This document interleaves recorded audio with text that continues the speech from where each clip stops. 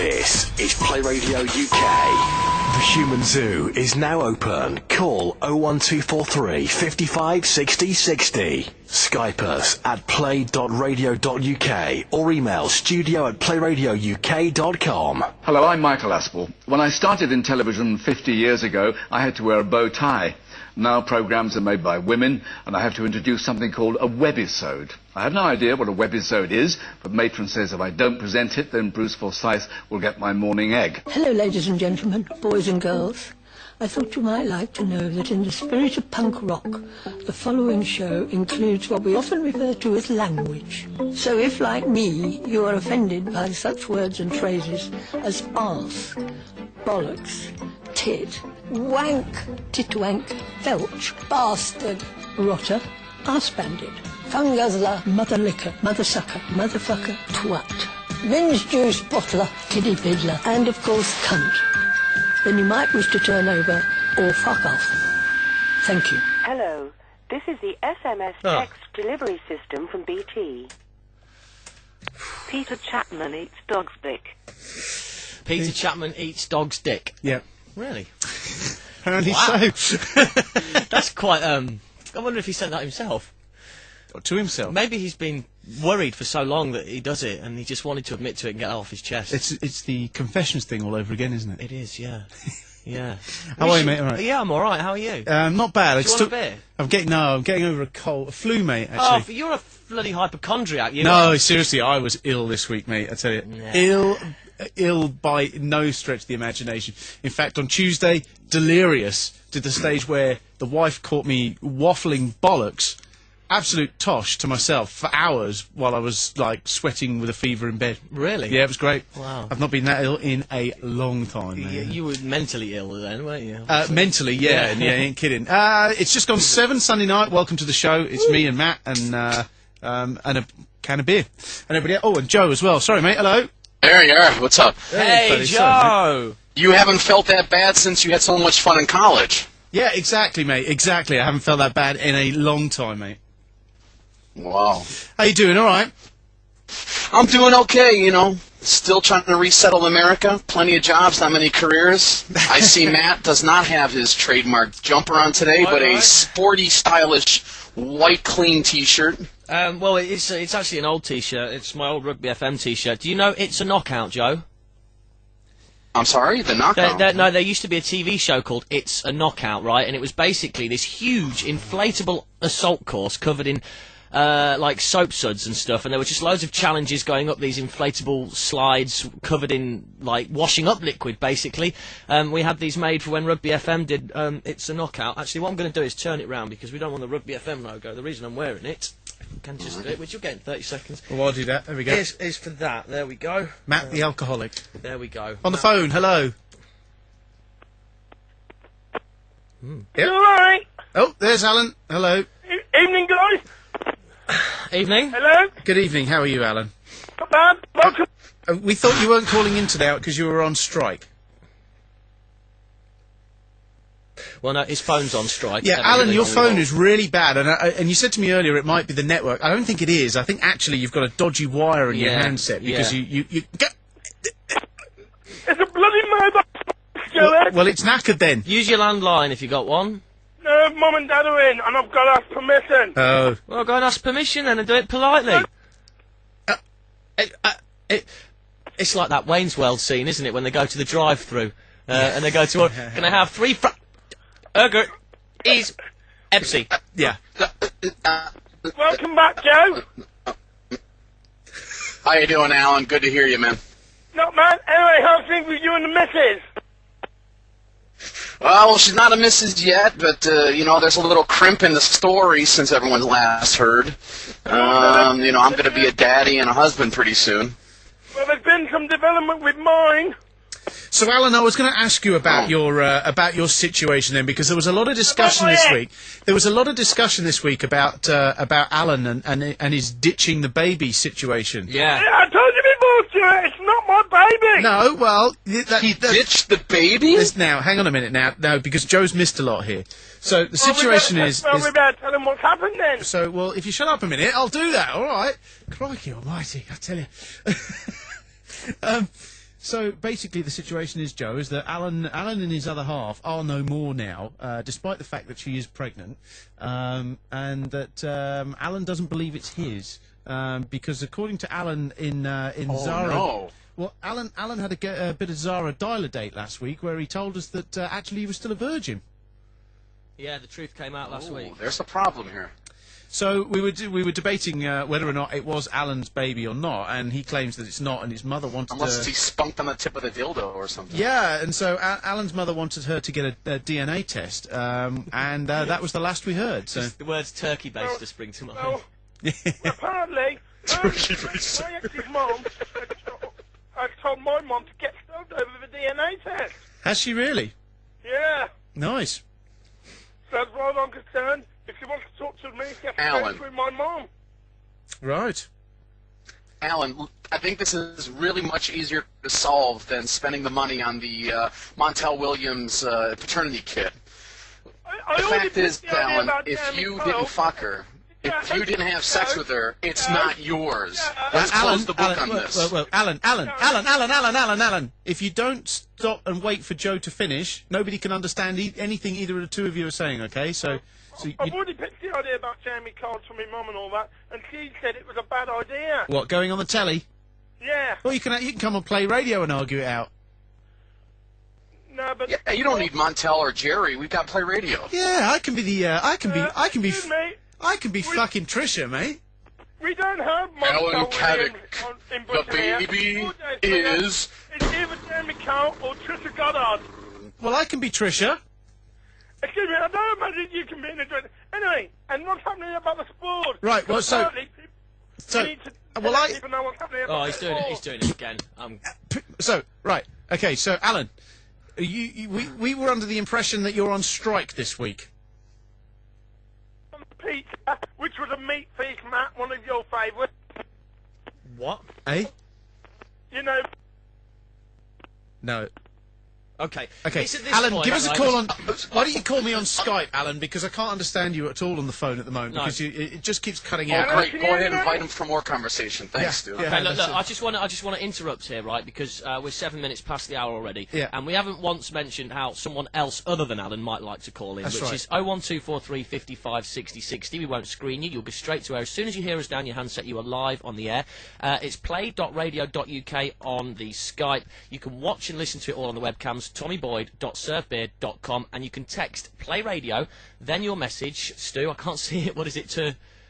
82820. That's it. That's it. You The see, owl I was noise. just making you think the owl about it. noise. Exactly. Yeah. So You've got to text Play Radio as your first word, all Yeah. one word. Then your message to 82820. Of course, your 15p plus your standard network charge. Right. Contact details all out and about and, Yeah. and ready. Yeah. Okay, cool. Alan, if you want to get in touch with us, give us a shout on Skype again, mate, because at the moment we're having hard difficulty trying to fathom out what you're trying to say, because your phone... I'll be right there. Yep, well, wow. well, shortly, Yes, not instantaneously. You don't need to call us straight away. I all went right? with bated breath. Listen, Alan, we got your sports report 8 o'clock tonight. Okay, so fine. You we're know assuming what? it's 8 o'clock, right. I'm just going to go and get my... So let me get this swear straight. box. Alan's broad's pregnant. Yeah, Alan admits he's a virgin. yeah, Now, doesn't this really close the book and automatically open a book and we just say, whore? yeah. Okay, hang on a minute. Right, now listen, hang on a second. Alan?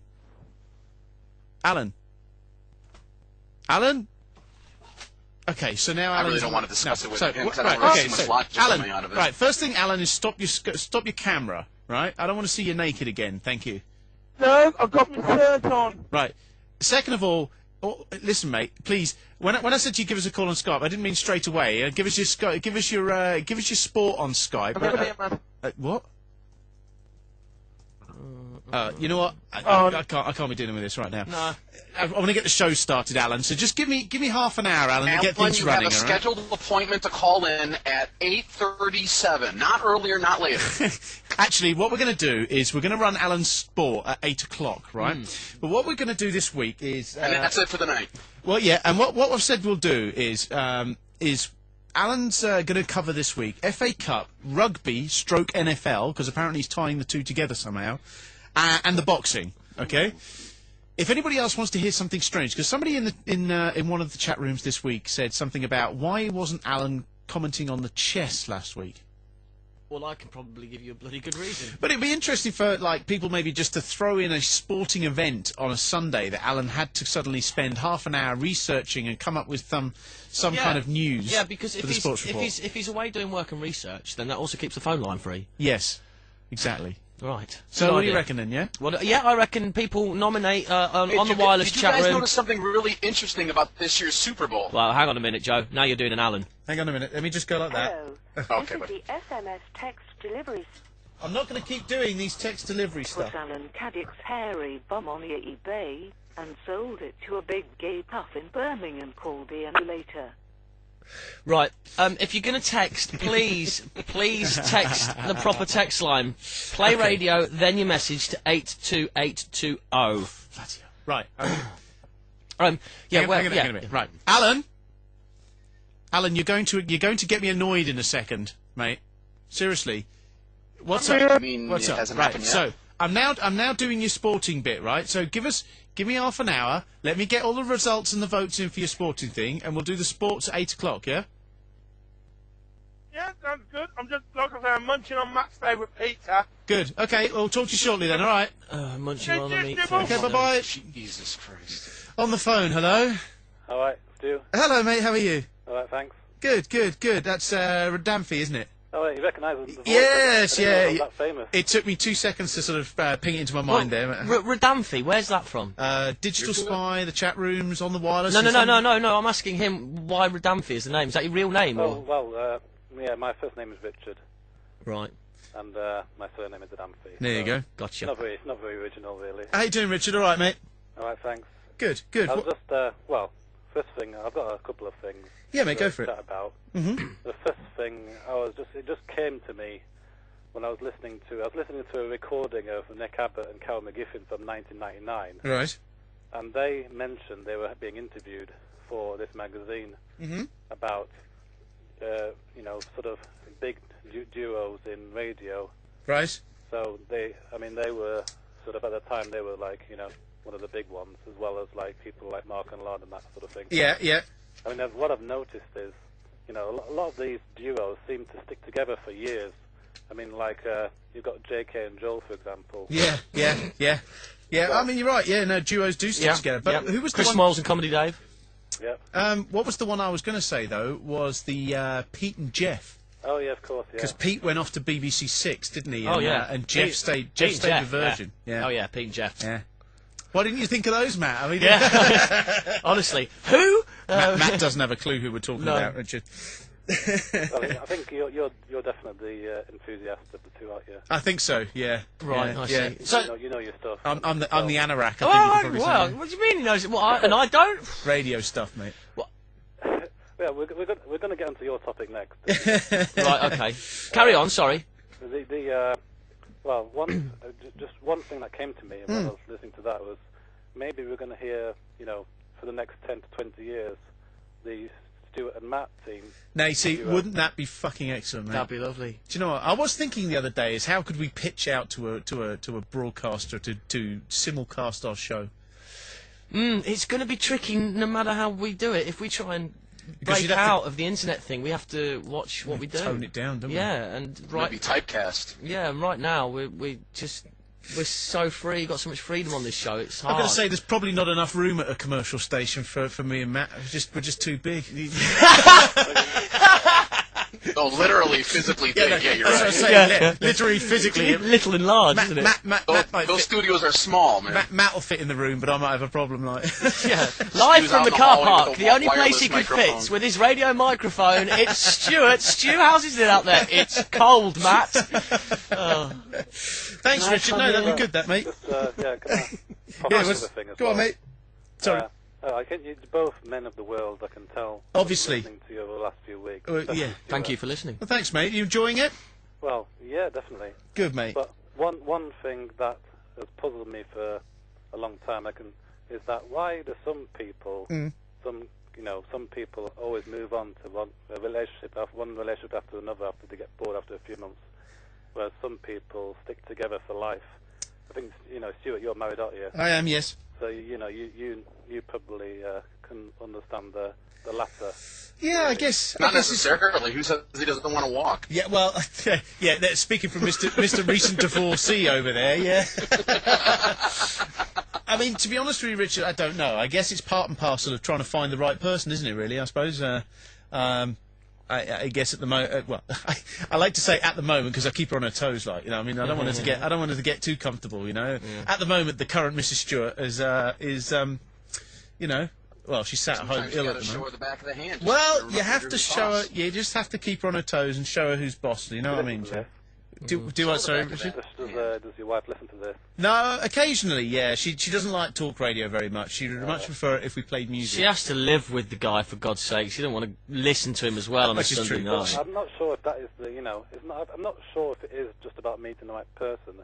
Because No. I think people, you know, may have met the right person, but because they desire the initial start of a relationship, they, you know, keep moving on. I've got to say, I mean, I must admit, I mean, in my own personal opinion, there's nothing like that. There's nothing like the beginning of a new relationship. I mean, there's nothing like that first time in bed, is there? Do you know what I mean? I mean, Joe, you'll know about this as well, right? There's nothing like... Oh, right, and I don't. Oh, and I'm looking at you. I was bringing Joe into the conversation. I'm trying to ignore this conversation. No, so there's nothing quite like that first moment in bed with a woman when, you know, when you first see her naked. Isn't that the first time she slobs your nuts? Oh, it's just nothing like it, is It's there? just magical. It's beautiful. It's like birth of a baby. Beautiful. I mean, what about the initial, you know, crush and sort of even before you get to that stage? Well, it's the chase, and then the isn't first it? time she looks at you after you promise her that you won't do it in her mouth. Yeah, exactly. What my theory is... That look on her eyes is priceless. My theory is some people have met their ideal person, and, you know, but because they, you know, they want, you know, they can't help getting, you know, having crushes on other people, and they sort of feel as if they have to leave the initial relationship because of that. I don't know.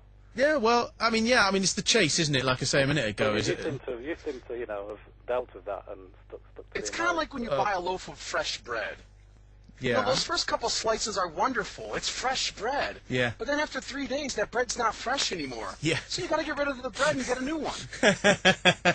From my perspective, I was never that lucky in love anyway, as we've already had a discussion on the air a long time ago about. And so no, she wasn't my first. Thank you very much. And so for me, it was kind of a case of when you find the right person, I haven't got a need to go running around for someone else. But I suppose if you're, shall we say, of the sort of type of person that can quite easily get a woman without too much of a problem, then the sort of treat them mean and ditch them when you're finished with them type thing is something that really doesn't bother you because you know quite confidently you can walk into something else, I suppose. So, and I suppose maybe that's part of the reason why some people are serial divorcers, because they just quite like the initial chase. They get hitched in, and then they get out quick at the end of it. Do you know what I mean? So. Yeah, I think That's quite a good way to put it.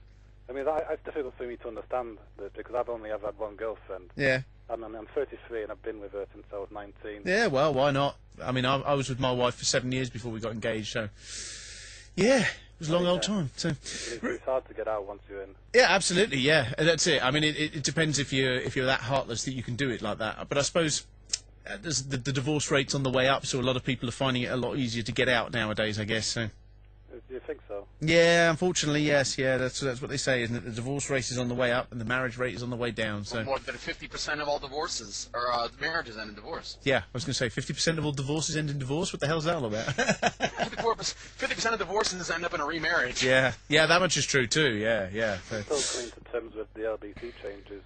you do what? Sorry. I'm still coming to terms with the LBC. Oh yeah. Well, I've got to say I haven't listened to LBC pretty much since Ian left. Now, to be honest with you, because You're not into Nick Abbott then? well, I listened to Nick for a while on the way home on a Sunday night. I don't listen much during the week, just purely and simply because I'm either at home, out, or just doing something else, watching the TV or something. But Nick's okay. He's been nobbled out by the management. Well, this is it. Where's Clive nowadays? Is he still there? Yeah, he's still doing the old, you know. But I mean, obviously there's a big debate going on about Clive. Yeah. Whether he's doing the show, because all the time, you know, during the fun era, as we like to say, you know, on chat room, he always used to say that he was enjoying doing the show he always wanted to do. Mm-hmm. And then when he suddenly changed to the style he's doing now, Yep. you know, doing the topics that all the other shows that basically have the same topics going on all day, Right. all the news stuff. Right. You know, now he's, you know, it seems almost like a big. You see, contradiction I think that would just bore the hell out of me having to talk about news stuff, because let's face it. I mean, I used to listen to. I know a lot of people aren't going to be interested, but I used to listen to Nick in the morning on the way to work in the car. Nick Lowry, yeah. Yeah, I used to listen to that, and I've got to say, do you know what, Richard? The one thing that turned me off listening to Nick was the fact that, and unfortunately, Tommy's show suffers a little bit from it, but not actually as much now. They seem to have sorted it out. The first couple of days, it was pretty bad in this way, where it's too much bloody news, travel, and information, and not enough actual show content. Oh yeah. So, and most of the news nowadays, most of it's about politics, and to be quite frank, I'm bored of it. So I couldn't think of anything worse listening to the politics all day. I mean, if you want to up your ratings on a radio station, you've really got to engage people in something a little more light-hearted sometimes than politics, haven't you? Do you know what I mean? Well, I mean, it'll be like getting that first blowjob from that first broad, you mean? The mayor's election coming up. Yeah, exactly. The mayor's election. Now, I understand that, you know, the mayor's election is an important thing in this, that and the other, but I bet LBC are devoting hours and hours and hours a day to it, aren't they? That's pretty much every day. Yeah, exactly, yeah. And it's just, it doesn't need to be that much. Yes, it needs a debate. Yes, it needs conversation. Set aside an hour a week for it or something like that, but don't need to do it all day, every day, because it just bores people. People really, I don't think that many people care, to be perfectly honest with you, whether it's Livingstone or Boris, because let's face it, they ain't going to be able to do that much because the government controls everything that goes on anyway, doesn't it? So, I mean, you know, they have very little power in respect to the fact that they can make wholesome changes for London, really. Do you know what I mean? So, yeah, it's a centralised country, isn't it? Yeah, exactly. London-centric. Exactly, it's brilliant. So, cool. All right, Richard, thanks very much for your call. It's been brilliant, mate. Have yourself a good week, and I'll talk to you soon, all right? Okay, thanks. All right, mate, take soon.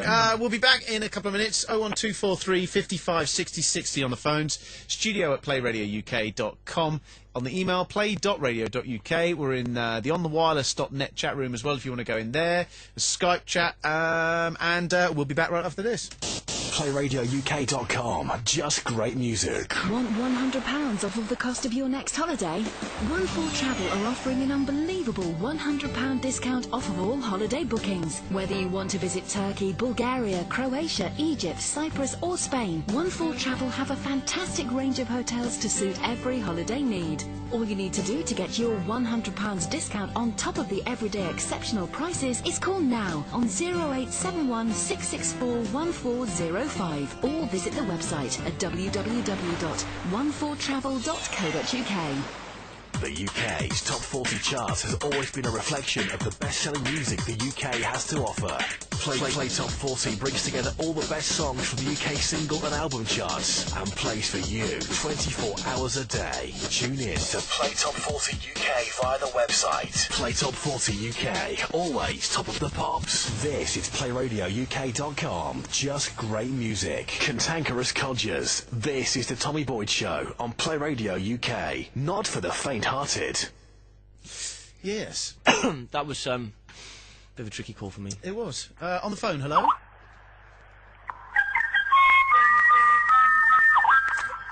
Okay.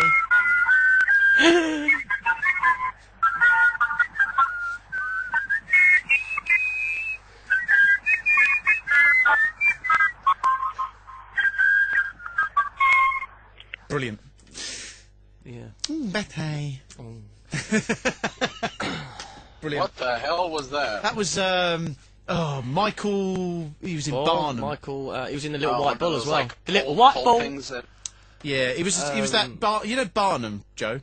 Yeah, that's Okay, a PC Barnum. No, the play Barnum. Is that PC Barnum? I don't know. No, it's a dancing. Oh, I don't know. Anyway, I'm thinking Barnum and Bailey's. it might be. I don't know. Anyway, Nonetheless. quite frankly, anyway, he was a guy. He did it all stunts. Michael something. I forget what his bloody surname was now. It's not Michael Ball. Oh, anyway. Anyway, it's 25 past the hour. Or we're 25 minutes in, I should probably say, seeing as for the people that are podcasting and not listening live. TommyBoy.servebeer.com is the webcams if you want to watch our ugly You still notes. have to use his name on that webpage? Well, actually, I'm going to ask Matt if he will ask if you will ask the guys here whether or not we can have that Tommy Cam off the Play Radio We have, UK like, website. Tommy Boy that serve we could have Sunday Night Cam or Matt and Stew Cam or something like that. F Tommy.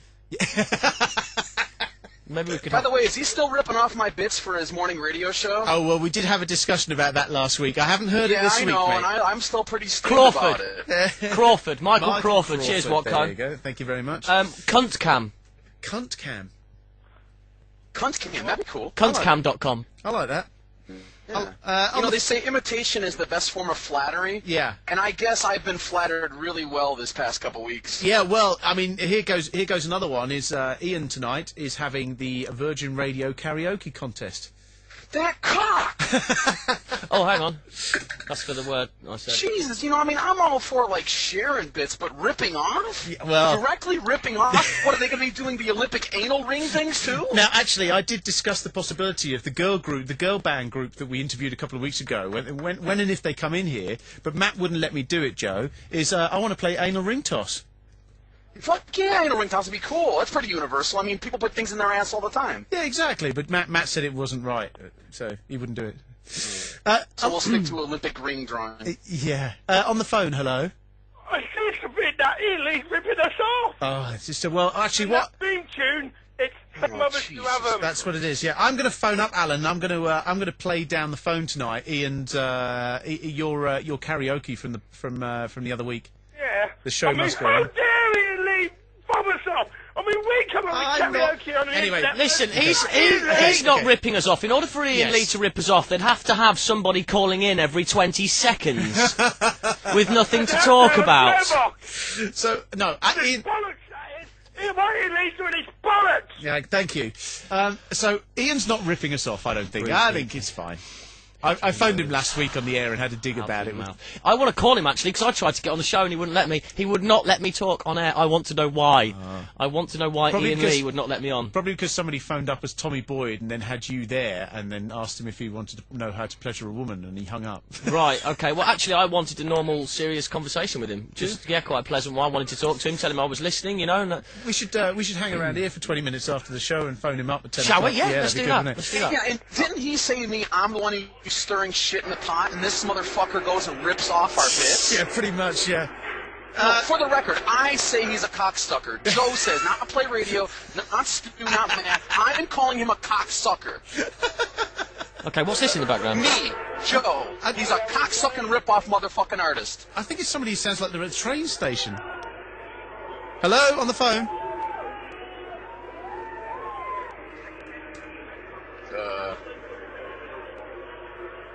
Well, who knows? It sounded like a concert, but it was a very bad recording of something. All I could hear was a few people screaming, anyway.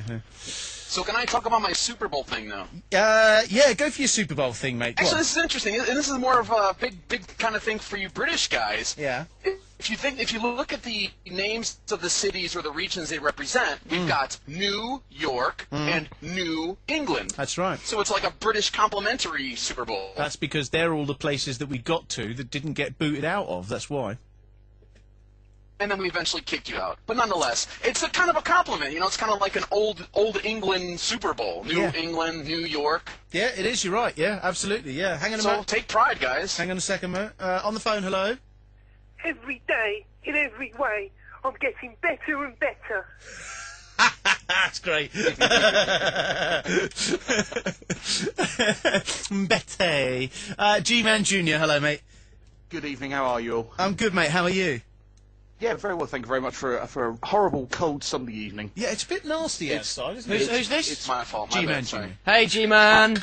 How you doing, Matt? All right? Yeah, I'm good, mate. I'm good. You're not wearing your normal jumper. What's going on? I didn't get it washed in time. It's drying at the minute. Man. I know. Has it all gone wrong? Somebody sabotaged it and did something with it. Those of us that come here every week look forward to your jumper. Oh, you've just reminded me, actually. Speak for yourself. You've just reminded me. Sorry. It's called irony. Sorry. Did I tell you I actually received Joe's socks? Yes, you did, yeah. I did? Yeah. These sweaty, dirty, smelly socks. Joe, what All the best for you, man. fuck? Can I get Mum to give you a call? She's not here. While G-Man's doing that, on the phone, Can I hello? get Mum to give you a call? I'm a married man. Betty. All right. I'm really sorry. I had to take a call. Who was that? How rude. Who was that? So It was somebody. How rude am I? It was for your mum, wasn't it? It was for my mum. Yeah. I don't know. She's And out. who's So going to I receive those answering lovely socks? service. Isn't it Randy or something? Sorry. I have something that I've rung particularly up about. Yeah, go on. And I wonder if I can just sort of... I don't often read the Daily Mirror, okay? But I read it yesterday. That was and this was kind of unfortunate, like... This was complete irony. This is, for Joe's benefit, it's like a tabloid newspaper. Okay. Full of, like, pictures of celebrities and gossip and, that's all sport true. rumours and rubbish. Yeah. Obviously all true. The whole truth. On page 31, they have this article about the fact that the middle-aged are drinking themselves into an early grave. Good show.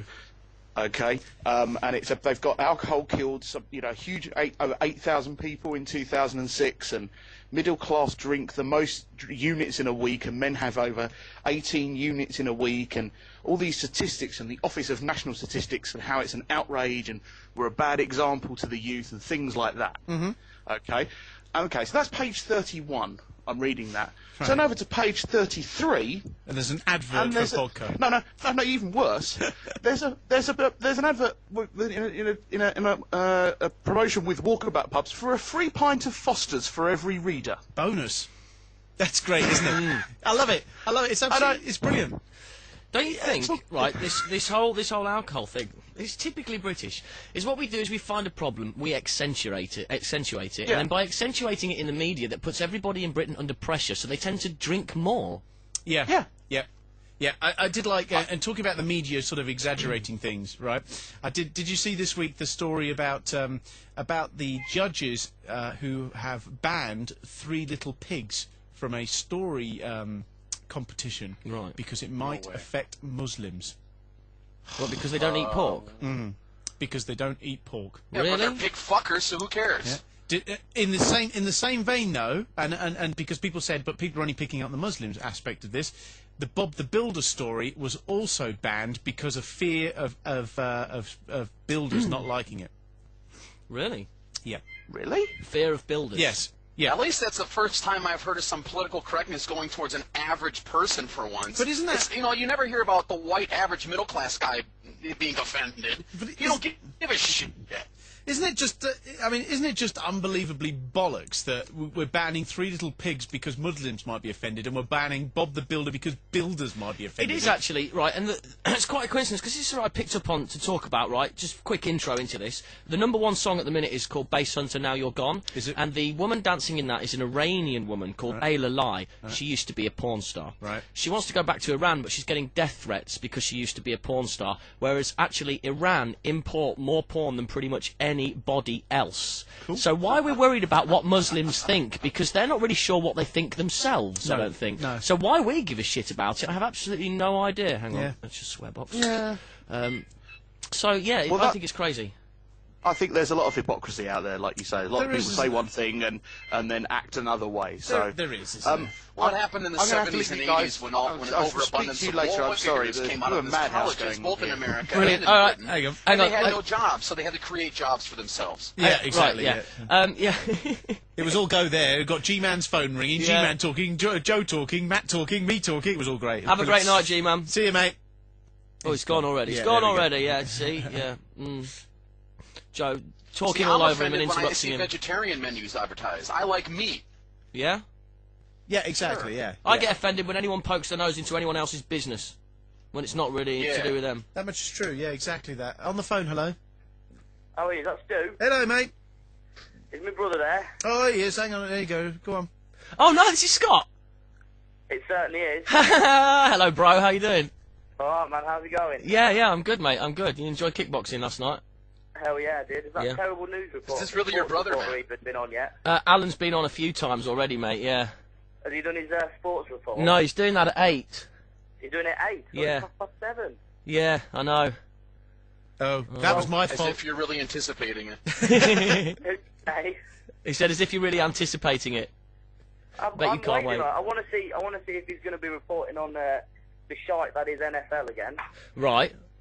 Because I'm listening to his sports report. Fair dues, he goes through the football, which everybody wants to hear. You can barely understand hear it? when he does it. Only just, Joe, only just. I could just sort of get it. I mean, he never seems to say the Leicester scores, which, you know, is the most important, but... Yeah. They're usually Do bad, you actually though. understand the report? I understand most of it. I randomly hear swear words, but a lot of it's mumbling, but I do get what he's on about. Yeah. So actually, you're only picking up the keywords like the sports team name, the number after the team name, so you really can give a shit what's being said in between. Well, no, you get randomly what he's saying, and you have to piece it together. It's like a sports jigsaw puzzle, isn't it? Scanning an email. That is the best way I've ever heard that being described as. Alan Caddick's sports jigsaw puzzle. That's what it should be advertised as. How many pieces would it be, though? 10,000? Oh, it would be like one of those bleeding Or it's green kind of like ones that. where you can't tell which bit's which.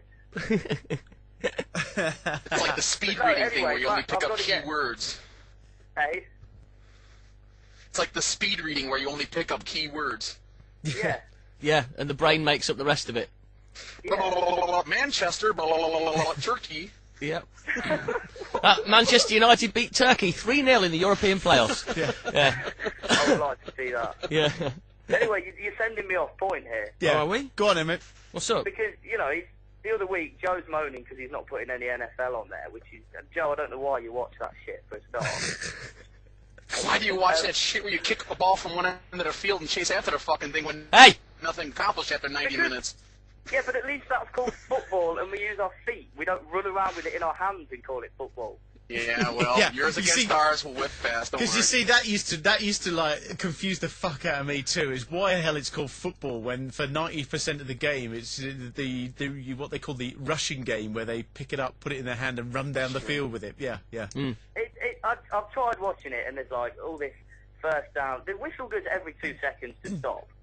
Yeah. And these are meant to be big, athletic guys. I mean, you've seen them; they're all big, muscly guys, but then they have to be padded up ridiculously. Well, because it's a game of strategy. It's not a game where it's nonstop. It's a different sport totally. You cannot compare football American and football European. It's just you can't. It's an apples and oranges comparison. Well, no, hang on. Don't It call it happens to football be the same European. thing. Don't call it football European. It's football in its truest form. So American football is like our football combined with chess. Yes. Sure, okay, then call it something else. So Design a new word for your culture to It's understand ridiculous, overpaid, and boring. If you're going to compare, you can't compare American football, NFL, to our football. It's more like rugby, if anything. But rugby's a man's sport. Right, but it's not rugby. If my aunt had a ticket, it'd be my uncle. If. What? It's a man's sport. If my aunt had a Rugby, dick, it would you be know, my uncle. If. It's like if you want to play rugby, but you're too scared, go and play NFL. It's not rugby. Right, so no, every Scott. ball, every sport with a ball should be called something else than the sport with a ball. Golf can't be called golf because it's kind of like bocce where you have to make a hole to a hole. I mean, come on. What? American fag ball, LDN's calling it. Yeah, I mean, yeah, go ahead, call it what you want, but I mean, it's not Anyway, compared I'm to your soccer. No, I'm not here exactly. to talk about ball sports. Anyway, go on then. I want to know why Alan Caddick is missing out on the fastest growing sport at the moment. Right. I mean, it's all over the world. I mean, it came to England last weekend, Uh-huh. so it should be in his sports report this weekend. Okay, well. Why is he not reporting on UFC? Because he's retarded. Now, actually, I was going to say, you see, what I've forgotten to do this week, which I said what we would do, is Alan should, for 8, because we've moved his sports report to 8 o'clock, it was so that what we could do is gauge opinion for one sporting event to be included in Alan's news, picked by the listener, and then he would have to include it in the news at 8 o'clock. Well, and I am your listener. Here is your sport. UFC.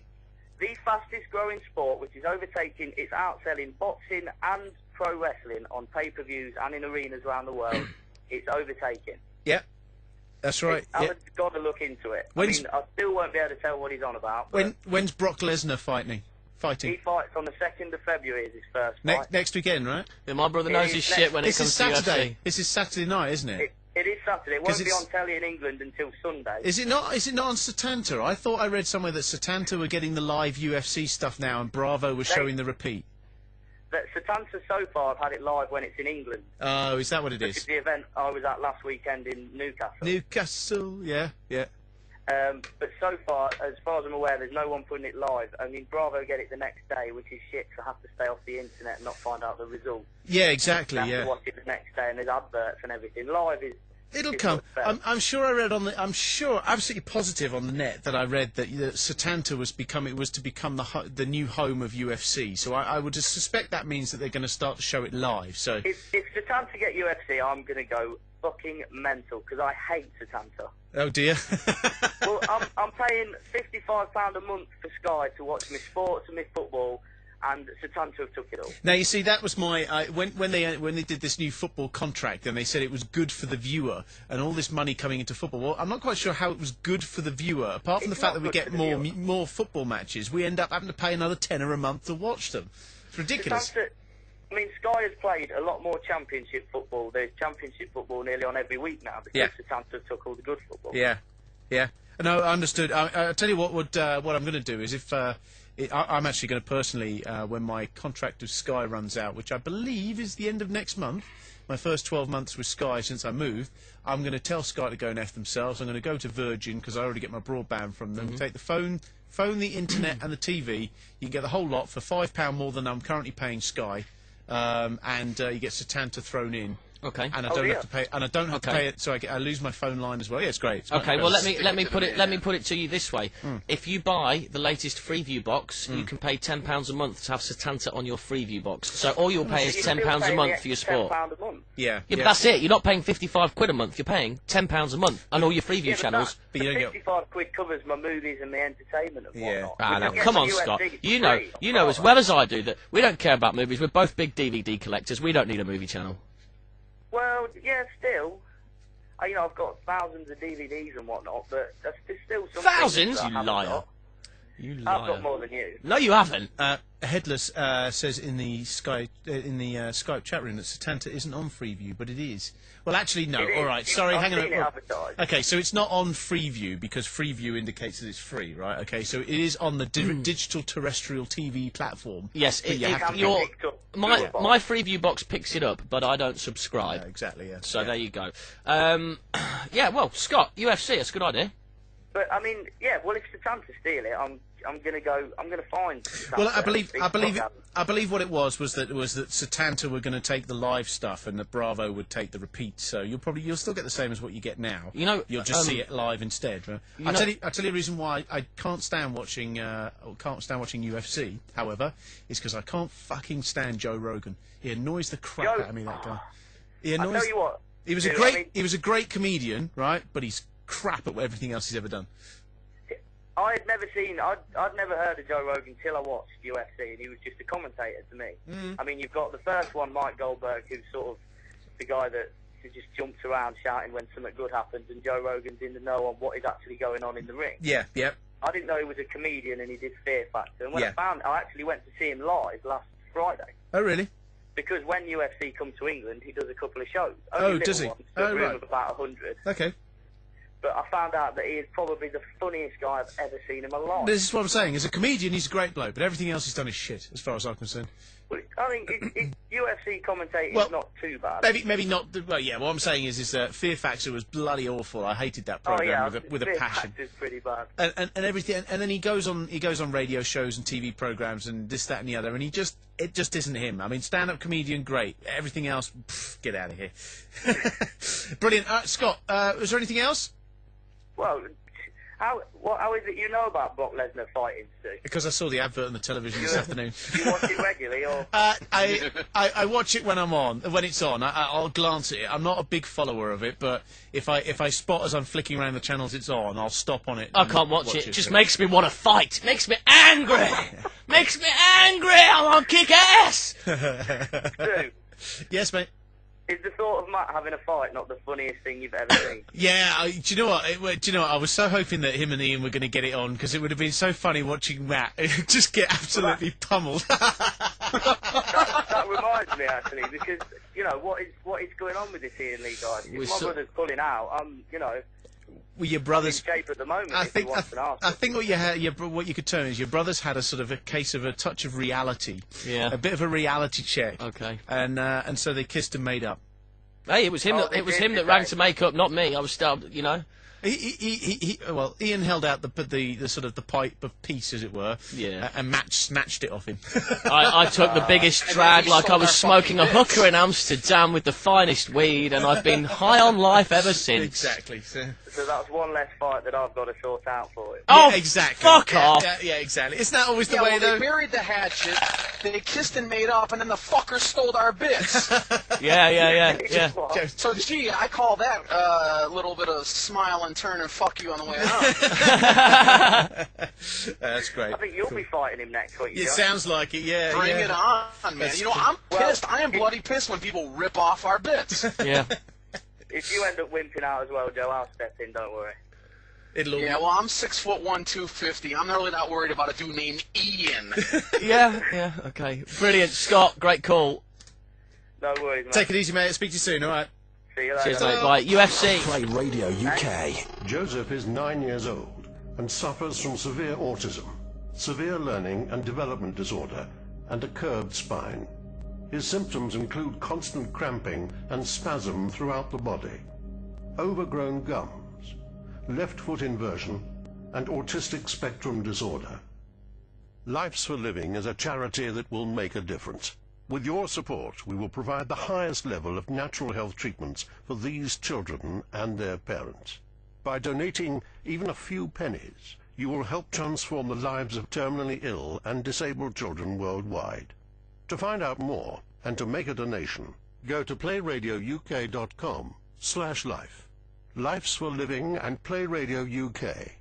Together, we will make a difference. Get ready to rock out on playrockuk.com. If you love your rock and metal, then click on the link to our website if you like it hard, heavy, hot, fast and dirty. playrockuk.com. Hard to the core.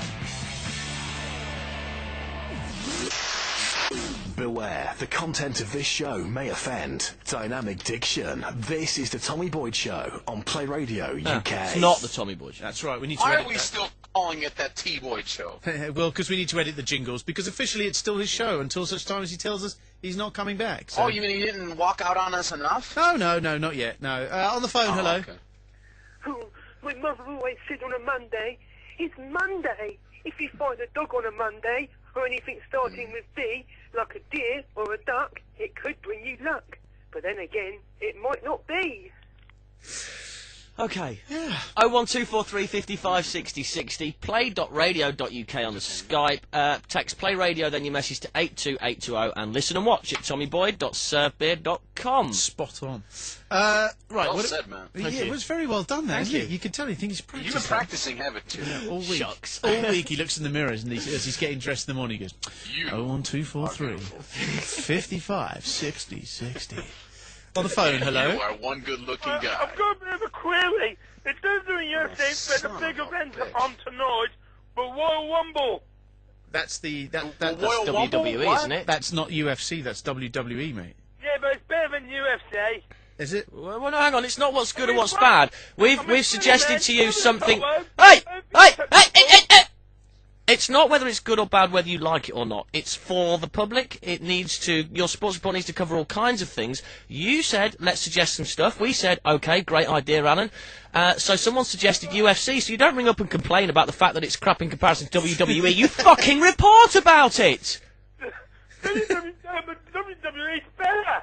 I mean, what's wrong with Benny, man? How do you compare UFC and WWE? One is a completely scripted entertainment using the idea of violence in wrestling and fighting. The other is legitimate fist-to-fist, face-to-face, winner-take-all. How do you compare those two?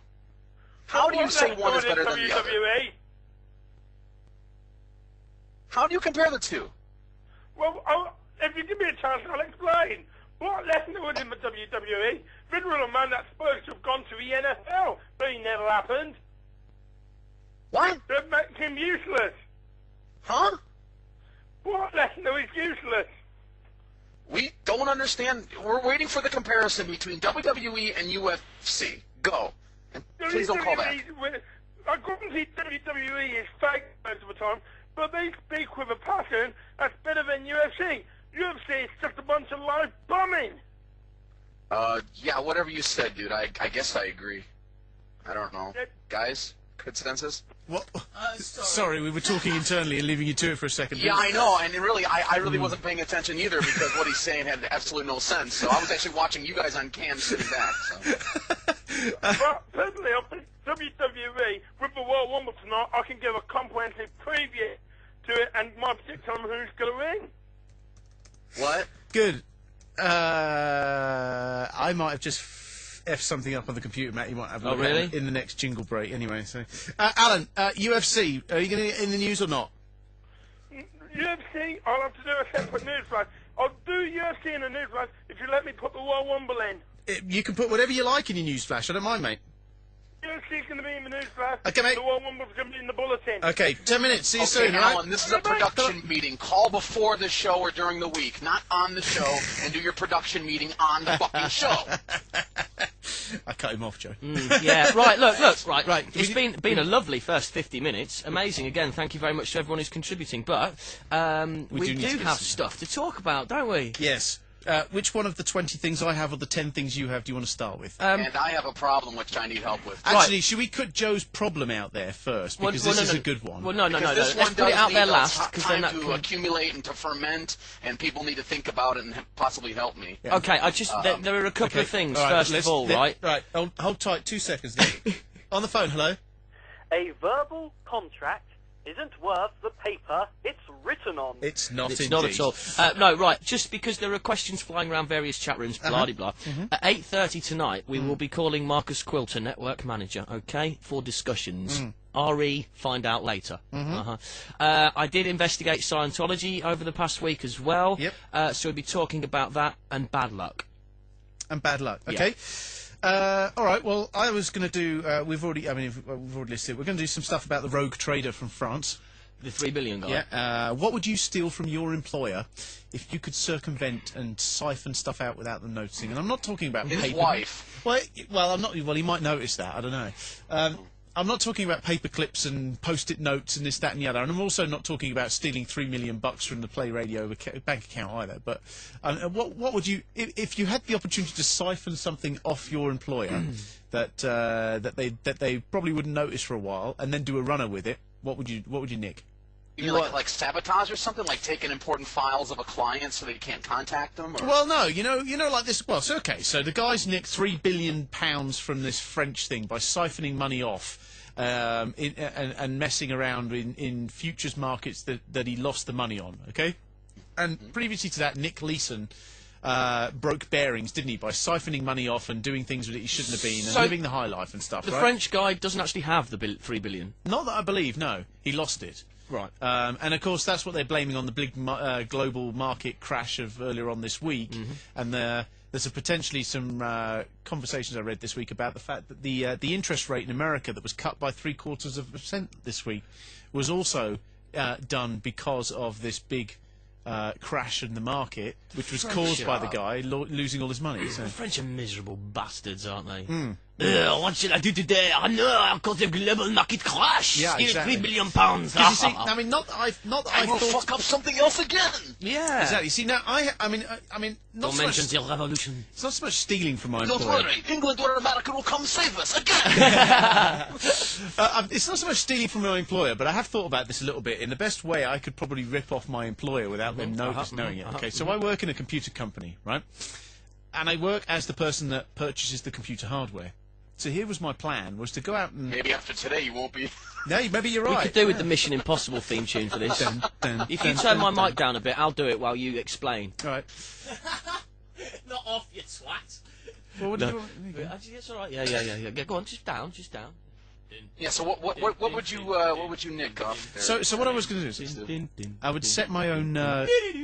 No, it doesn't work, mate. No, it doesn't. It needs it on the air, but I'll find it. So what I'll do, what I was going to do was, you see, is because I buy the computer hardware for the company, right? I'm in charge of purchasing for it, right?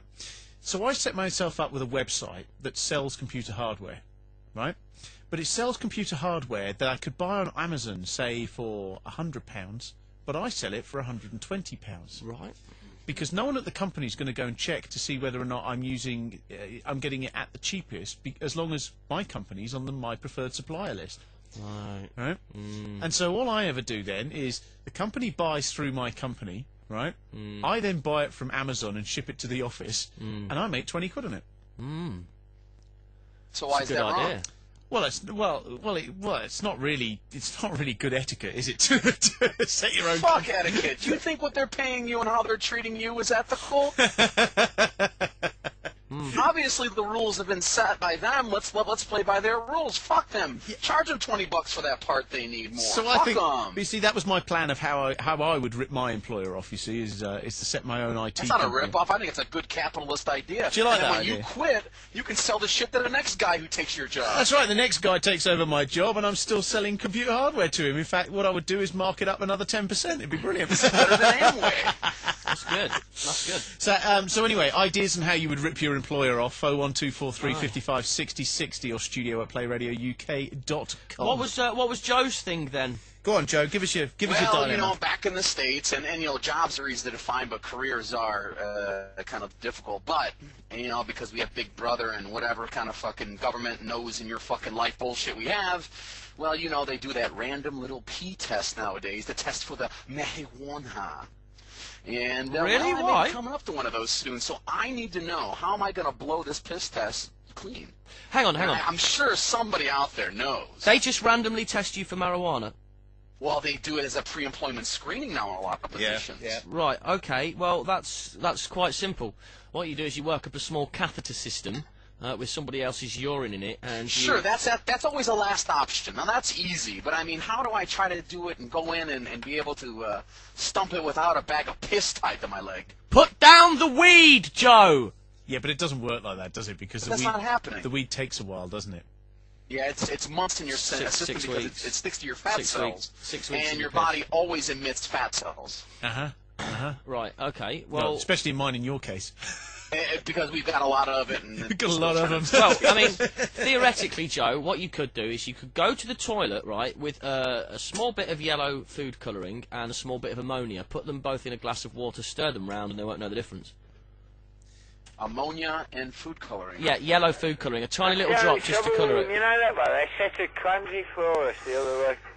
Hello, Chris. And, you know, you listen to him, and you know, I mean, he's a nice bloke. I heard Chris on Ian on Sunday. It was quite Hang on! Everybody come on! We're going to get off the plane. We're just pulling into... hang on, I'll just go into the toilet. Hold on, hang on. Are you alright there? Are you alright? Can you hear me? Hello, Chris. How are you, mate? I'm not so bad. No, I'm very, very happy to hear that Alan's decided not to ring up anymore. Well, he's going to do his sports in a few minutes, but apart from that, Fucking hell, not again. He said he... Hang on. Yeah. Now, Joe's back, isn't he? So, he is, mate. Right, well, Joe, what's he got to say about all this about going on there? Has he managed to get a feel for the country? Is he there? Can I hear him? Hang on, we're on the What's plane. up, my man? We're just pulling into, where are we? Fucking Where are we now? Los Angeles. Los Angeles. Are you... I'll ring you back in a Sure, bit. if you think I'm in Los Angeles, I'm there. We can get you to vote for Ron Paul or the Patriots or something. Oh, right. Okay. I love Chris's mind. How did we progress from... Chris doesn't have a mind. Can I speak to Joe? I want to live like that eternally. Oh, it'd be great, wouldn't it? Can I speak to Joe? We're on a plane. We're just pulling into Los Angeles. I'll phone you back. I'll phone you back when we've taken a vote on the Patriots. Great stuff. Man, do I want to be that mind. I love it. I want to live like that. I think that's brilliant. So, okay, so basically we're after ideas of how Joe can fake his piss test. Ammonia and food colouring, my friend. Do you think so? You see, well, does that... Yeah, but again, on the chat room they're saying... Mr. Becker, you've passed your analysis. The problem is you're lethal. Apparently there's a product, according to Fat Steve, called Urine Luck. Yeah, of course, there's all those, you know, and the problem is they're very, very expensive, and they do have limited accessibility. You've got to order them through internets, with credit cards, and, Okay. you know, All right, well, how's about this, then? Taking a job that means you don't have to do a piss test for marijuana. Become a marijuana dealer. But you know, this is a bit crazy. You know, I don't know if it's like this in the UK, but it's basically become part of this war on drugs, and it's a way they think of weeding out losers and not. When the reality is, you know, marijuana is not hurting anybody. It's only. I think we get them.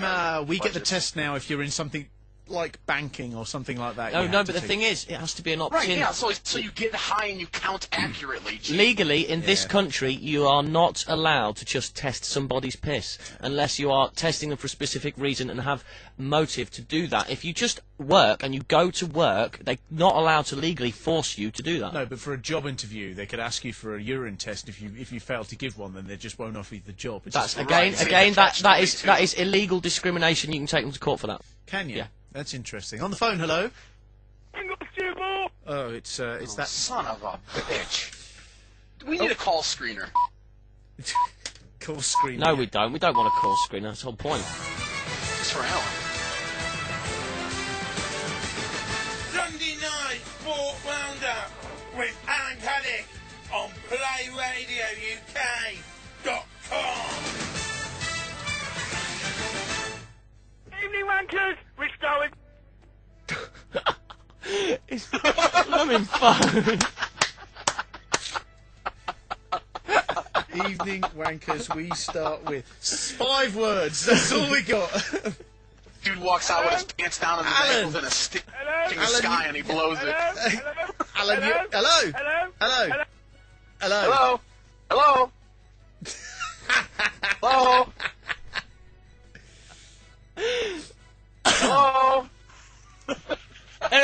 NFL 2-0. Matt the bastard! You blew it! How do I go? Hang on a minute. Let's get rid of this one. Do we go like that one? That's right. There you go. Once there was a man called Alan. Every Sunday night, Alan would phone up with his sports report. He would phone up with his sports report. But very recently, Alan had a problem. He had a problem. His phone seemed to cut in and out. Cut in and out.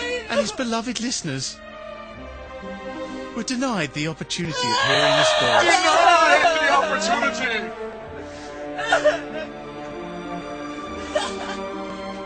But Alan called back on Skype. He called we got back. him. Play the fucking jingle, Stu! Was the cry.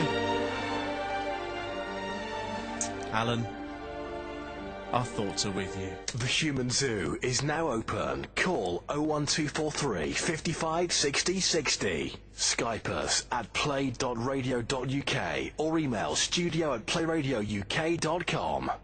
Right now, you can take part in some fantastic games right here at the Play Radio UK network. Simply log on to playradiouk.com/games and you can compete with other Play Radio listeners round the world. You can always play for fun, but if you prefer, you can choose to play for money. Best of all, you can listen to Play Radio UK while you're doing it. playradiouk.com/games. Your fun, your way. Audio stream loading. Playing the greatest hits of the 80s, 70s, and today. To planet Earth. Live from the south coast of England. This is Play Radio UK. Beware, the content of this show may offend. Enigmatically existential. This is the Tommy Boyd Show on Play Radio UK. On the phone, hello. I'm back from the dead, guys. Oh, hello. That sounds like a clean line as well. Great. I must set permission off me my own. So we've had bloody jingle take 2. You can't fast forward this, can you? No, you can't. You can always talk over it. We usually do that anyway. Sport roundup with Alan Caddick on PlayRadioUK.com.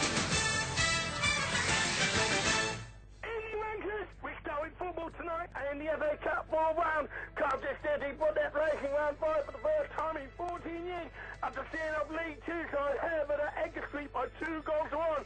Meanwhile, Old Trafford, Man U knocked Tottenham out of a fucking cup with a shit double from Cristiano Ronaldo and a crack strike from Wayne Rooney. But Tottenham goals from that bastard Robbie Keane.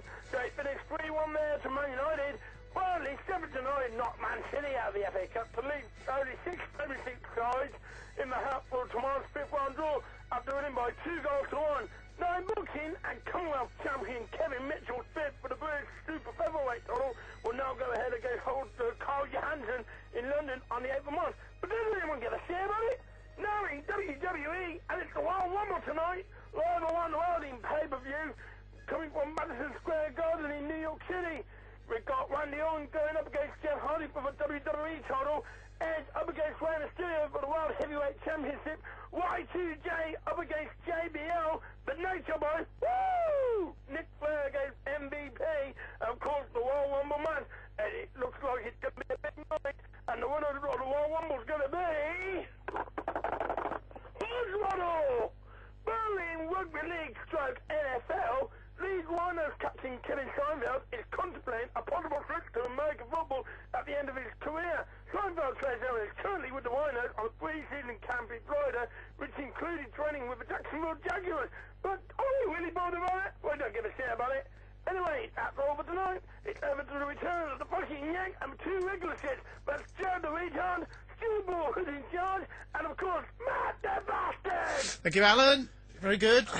Uh-huh. Can I shut off now? Yeah, no mention of UFC, though, I noticed. So. No mention of UFC. I can't believe he was actually analysing the WWE as if we were going to analyse the outcome of a Heroes TV show. Did you see Ian Lee? As if our rooting gives a shit less, right? Did you see... Sorry, Joe, I'm going to pull away from you for a minute because you won't know what we're talking about, but Stu, did you see Ian Lee on Big Brother's Little Brother? No, I didn't. Oh, my God. They're talking about it in the chat room, right? And I've written it down to mention it because I watched the whole thing and I thought, for fuck's sake, Ian, are you going to let Dermot get a word in edgeways? Yes, and he was mentioning various people from the chat room's names on air and stuff, slipping them into conversation, which Really? had Dermot very confused, yes. Yeah. And openly admitted it on live television. He was just there for the 600 quid and he hadn't watched any of it and he didn't really know about any of them. Well, at least he's honest. Honest, yes, but No, he's not. I want to honest. speak He to rips him. off our bits. I want to speak to him. Well, if you've got his phone number, then that's fine, but I haven't got his number here with me, unfortunately. Well, I'm hoping this is it, unless he's changed it. So we could try. Yeah? Well, no, don't call him. I just want the number. View. Okay, so if Give his number out. Fuck him. Okay, it's... no. If I write this down, Stu, you can try dialing it. Oh, are we going to... well, you probably should check with him first. I don't just want to sort of phone the guy up. You know what's next? He's going to get himself a little Hang retard on, for the Sports Report too. He never used to check with us when he rang up to have a go at me. Yeah, but we didn't know. No, come on, play the game. The game that he knows only too well. Come on.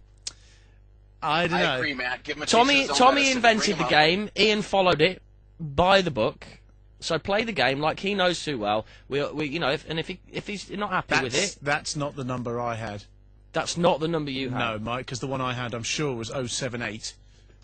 Absolutely positive of it. Hello, on the phone. This is the SMS text. Oh, delivery play system. radio, then your message to 82820, please.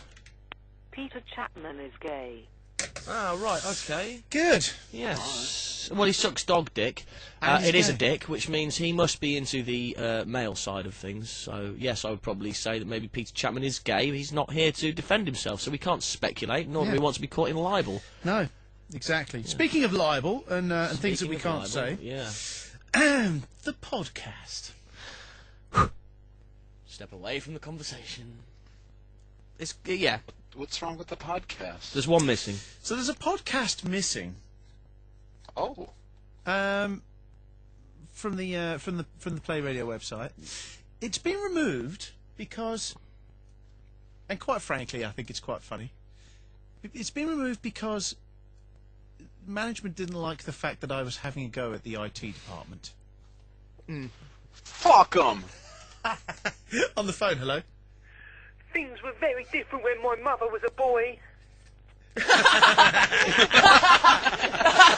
That was a slow burner, that one. On the phone, hello. That little crippled lad who does your sports reports, he made a mistake. Yeah. Rooney didn't score, Tevez did. Yeah, I was going to say that, actually. Yeah. Oh, lack of credibility. That's it. He's blown it. That's almost a scandalous, lazy No, journalism.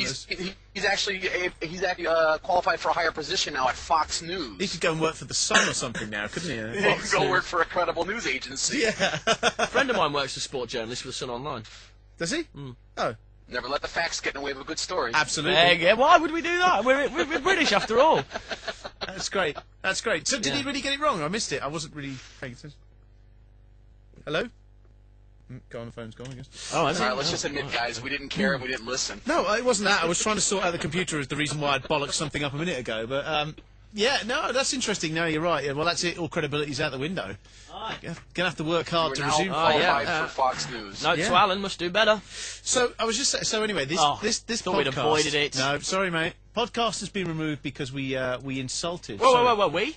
I insulted the IT department by possibly complaining that something wasn't working, and so I would just like to unreservedly apologise and say that if there was that I'm really, really sorry to the IT department that things weren't working properly. No, you're not. I totally understand that things sometimes you are break not sorry. and that you didn't bother fixing them because they're broke. Yeah. Why are you lying? I mean, Stu? the are IT you backing department down to the man. Did you not see me on the webcam? I was looking really absolutely. I know. I saw a tear. I mean, you really did that really well. Good acting. I like that. Yeah. Well, the IT department do a great job round here. So yeah, we can't really. They're doing such a great fucking job that I've got to call on VoIP. Good job, guys. Good job. No, I've got to say, in their defence, at the end of the day, they're running like loads of buildings full of internet connections and secure credit card transactions. So the guys have got their work cut out. And unfortunately, once they change one thing for like credit card transactions, that to make them more secure or whatever, it means that we have to reset a certain few things. If they do it late on a Friday afternoon, it means that no one's in at the weekend to sort it out. Not ideal, but everybody has their own stresses and problems at work, so we shouldn't just pick on them on a personal note. No, exactly, yeah. Just picking up very quickly, though, on the Wireless chat room, there's a discussion going on about the nutrition in pizza. And a guy called Jay says, Gillian McKeith says there's more fat in one slice of pizza than in that the body requires for 1 week. And somebody else goes on to say that Gillian McKeith is a fraud and she's not a doctor. That's absolutely right. Yes, she's not. She's not a doctor, that's right. And in fact, actually, she must live near me because I see her occasionally at the train station in the mornings. Yeah. And I tell you what, if eating healthily makes you look like she looks, I'm glad I don't eat healthy. Do me a favour, next time you see her, right, will you run up, kick a square in the cunt and say that's from Matt? She looks like a... She looks like a shriveled up old prune without any makeup on. It's quite funny. Gillian McKeith, you're quite right, is a fraud. She's got actually no knowledge about how much fat is in a slice of pizza other than what she might have picked off the paper bag at McDonald's, basically. Yeah, exactly, yeah. And she's got somebody else's book, somebody else's hard work, somebody else's research, and she's selling it to us all on the TV. And the gullible housewives of our latest stupid celebrity-obsessed generation are lapping it up. And I don't mean that as a sexist thing, but I think you'll find the audience for that show is 99% female, mid-30s, early 40s, couple of kids, lives at home. Says it all when she just pokes around in shit, basically. Yes, that's right, yes. Yeah, so anyway, 01243 55 60 60 is the phone number. Skype is play.radio.uk. Email studio@playradiouk.com. Yeah. Joe, we're Still talking trying about. to find a way to blow my piss test. I was going to say we're talking about how can Joe pass his piss test for a job interview this week. Once again, I also want to reiterate one more thing. Fuck Ian Lee.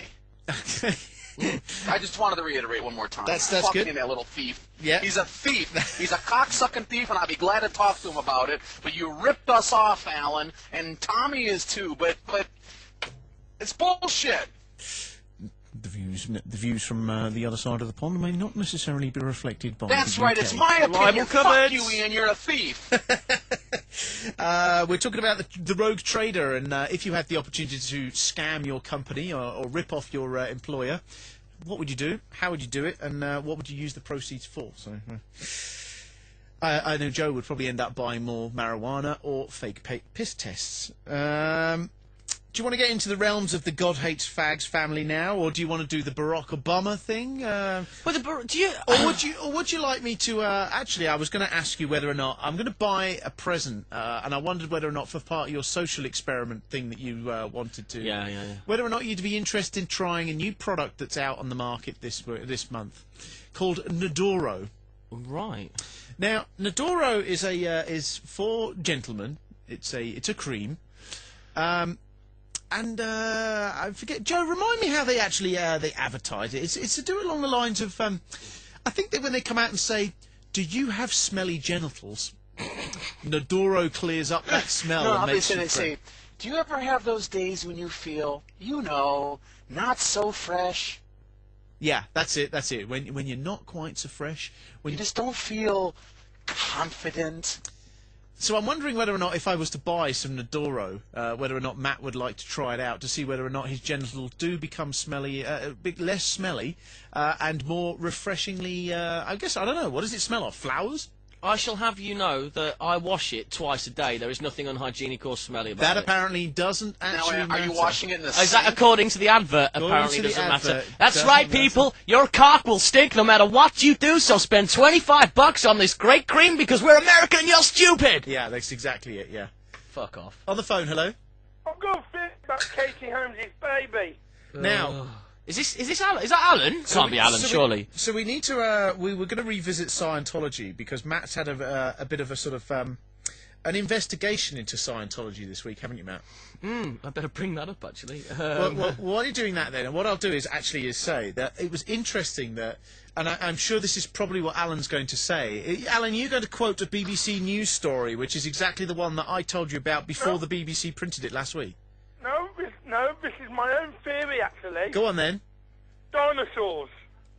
Right. L1 Hubbard was actually born by dinosaurs, actually, and he left his genetic imprint in the mud, and when Tom Cruise was shagging Katie Holmes in their house, which was built on the mud where L1 Hubbard was buried, and that power of his impregnated her. Right. Okay. And that's how Katie Holmes got pregnant. By the spiritual power of L1 Hubbard. Right. Okay. So, thanks, Alan. Cheers for that. The conversation, well, the story that was on the BBC News site this week, which was quite interesting to read, given the fact that, and hey, maybe I'm just reading too much into this, but it was exactly the same story that I told everybody on the air last week. Right. Right. I see. Which was about the fact that the potential was that Katie Holmes' baby wasn't Katie Holmes' baby. Oh, sorry, isn't Tom Cruise's baby. Yeah, I'd like to say it's mine, but... she was nothing but a vehicle. No, not even that. It's actually it was her ex-boyfriend's baby beforehand, and that when Tom found out she was pregnant but had been dumped, he jumped straight in there and took over the responsibility of being the father for the baby, and told her that he would be the father of the baby, because obviously there are the other mitigating rumours around that Tom is is homosexual, and so that, and obviously that's just a rumour, but that was sort of homosexual doesn't make you sterile. I've seen people selling the Tom Likes Bum T-shirts on the corner. Well, you see, so this is my point: is that I told that story last week, and the. And now it suddenly made the BBC webpage on Friday morning. It was a big news story on BBC's Entertainment. Another group of people ripping us off. Wow. Those cocksuckers. The You're BBC. ahead of the game. You are ahead of the game. Am I just good? Fucking. I'm about to start swearing in British. I'm so pissed. On the phone, hello. Have you seen a picture of the fucking baby? No, I haven't. No. It looks like Tom fucking Cruise. That's it. It's a baby girl, so yeah. Yeah, maybe, well, look, right. You want to know about how far I got into Scientology this week? Right. Not very far, because I'm not very rich, basically. Okay, right. Now, if I go to quite a rather plush, nice hall in East Grinstead, just sort of around down the road around here, and I go up to reception and say I'm interested in joining Scientology, they'll ask me a load of questions about my personality, tell me that I'm desperately in need of Scientology, and then charge me for everything else I do there. If I don't want to pay, I can move in to the hall and work as a gardener or a maintenance man for free, and I will get my tuition for free. Hello?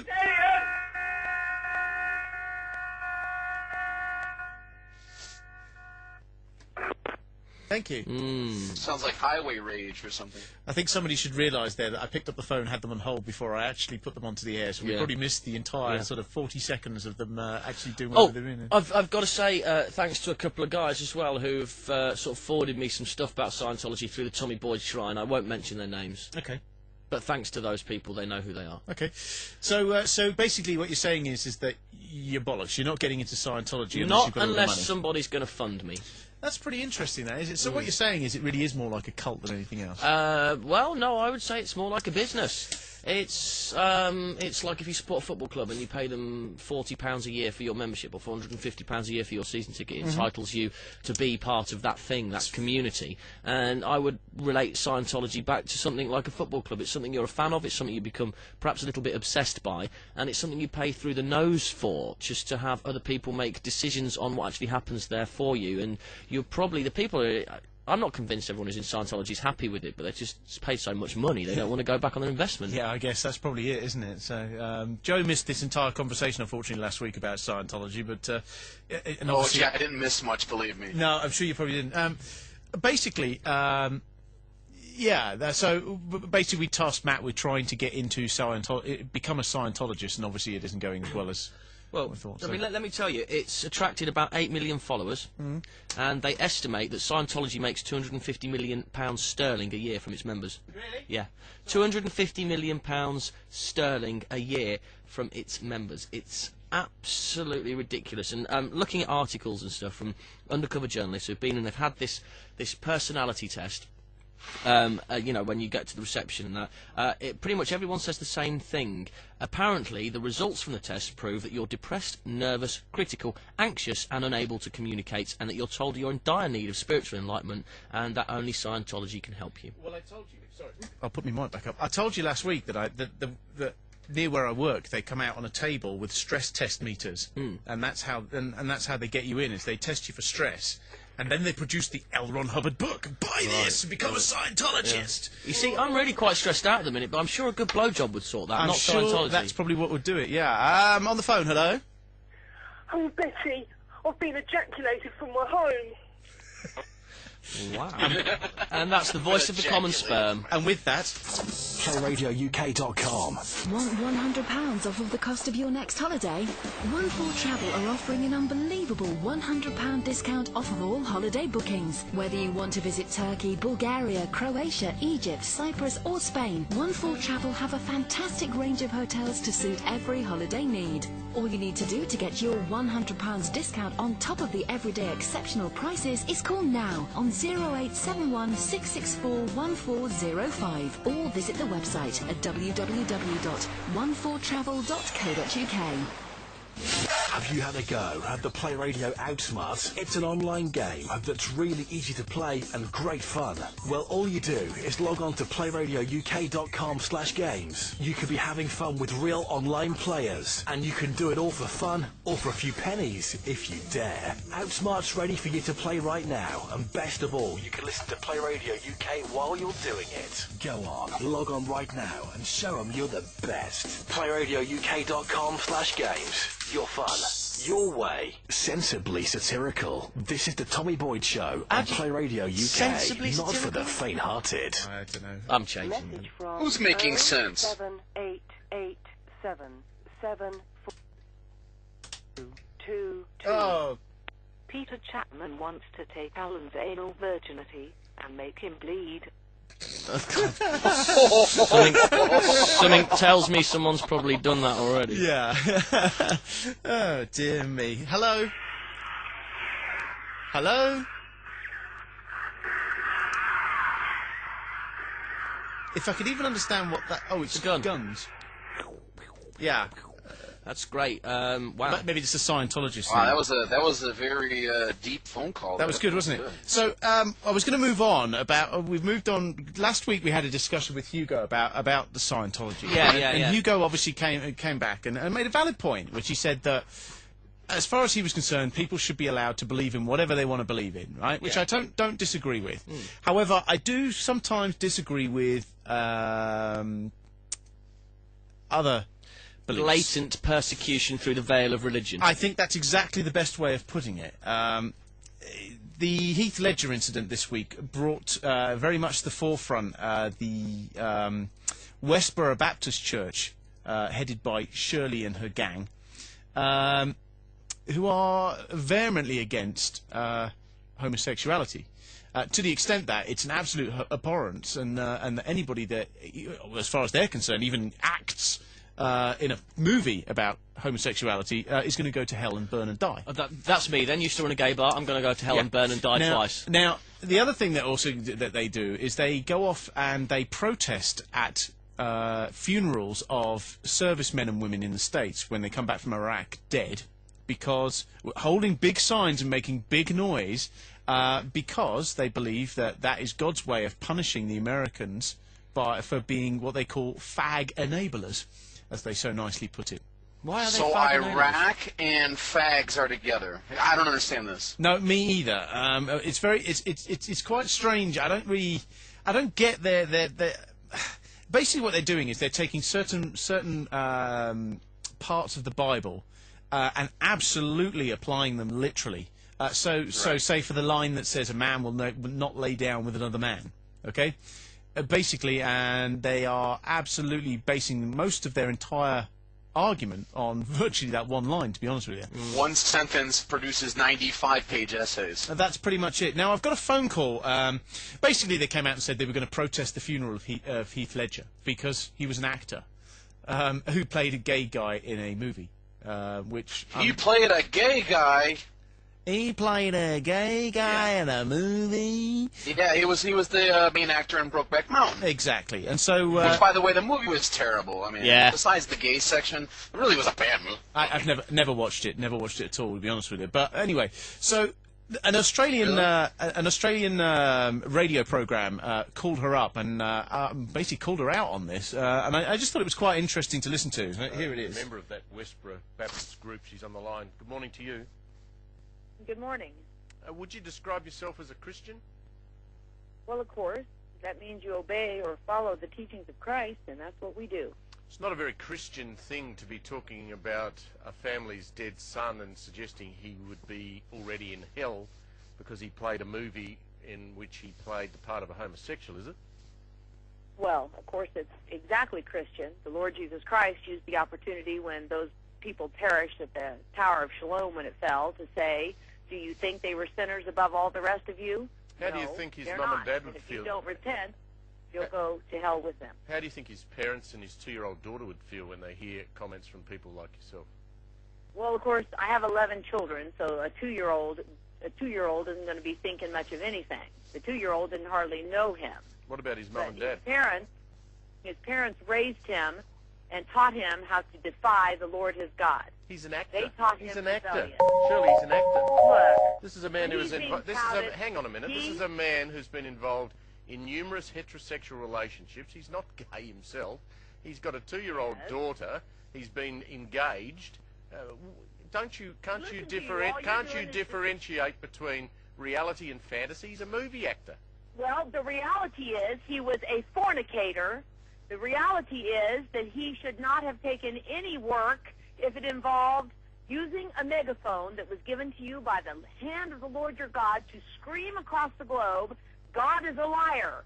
It doesn't matter that he said, thou shalt not lie with mankind as with womankind. It is abomination. Surely. Instead, it's a movie. It is okay to be gay. It was a He taught movie. that.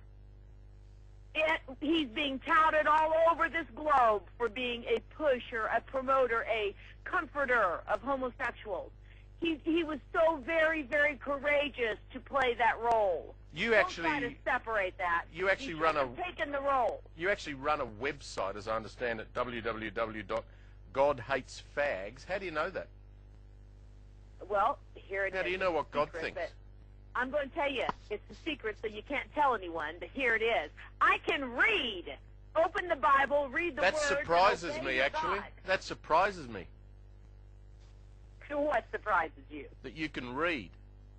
Yeah. because Anyone with the what sort you of attitudes that you have, I wouldn't have thought you would have read too many books. You would obey the commandments of God. You're going to try to reduce him to what? A knuckle-dragging Neanderthal? Well, I'm a lawyer. I think the only knuckle draggers we're hearing from here reside in your church in Kansas.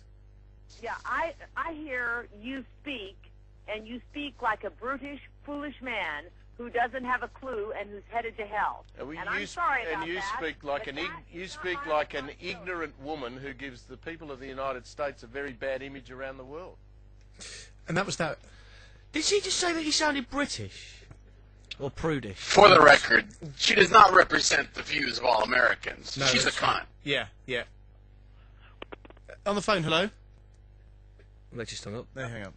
Wow. We like fags. Yes. Hang on. Oh, blimey, it's all going out. Hello, on the phone. The best You parties. want to take this call or not? Yeah, sorry, mate. Hello. Oh, yeah, you're All right. right, Chris. How I'm are you? listening to that shit. How long that shit? Turn that media player down, will you, Phil? What was that all about? You trying to prove a point there, Stu? What are you going on about there? So the question I'm asking is that we are supposed to be tolerant of all people's beliefs, okay? Yeah, turn that media player down, will you? Hang on, give us one. Do it. Just turn it down. Go on, I'm listening now. Should we be as tolerant? Just listen to what was on the radio before. Okay. Speaking to you, if you don't mind me. So should we be as tolerant towards people who have such extremist views like that and actually are just propagating hate under the very sort of loosely, thinly veiled guise of religion? Of course we fucking shouldn't. Well said. What you written? Well said. No, exactly that.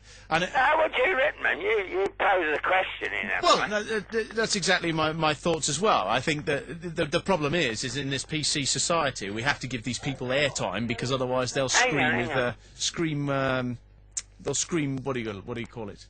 So that piece of audio then Prejudice. Prejudice. That's it. Sorry, Chris. What was that? No, you're all right, man. We all got to think. We're all thinking on our first. Well.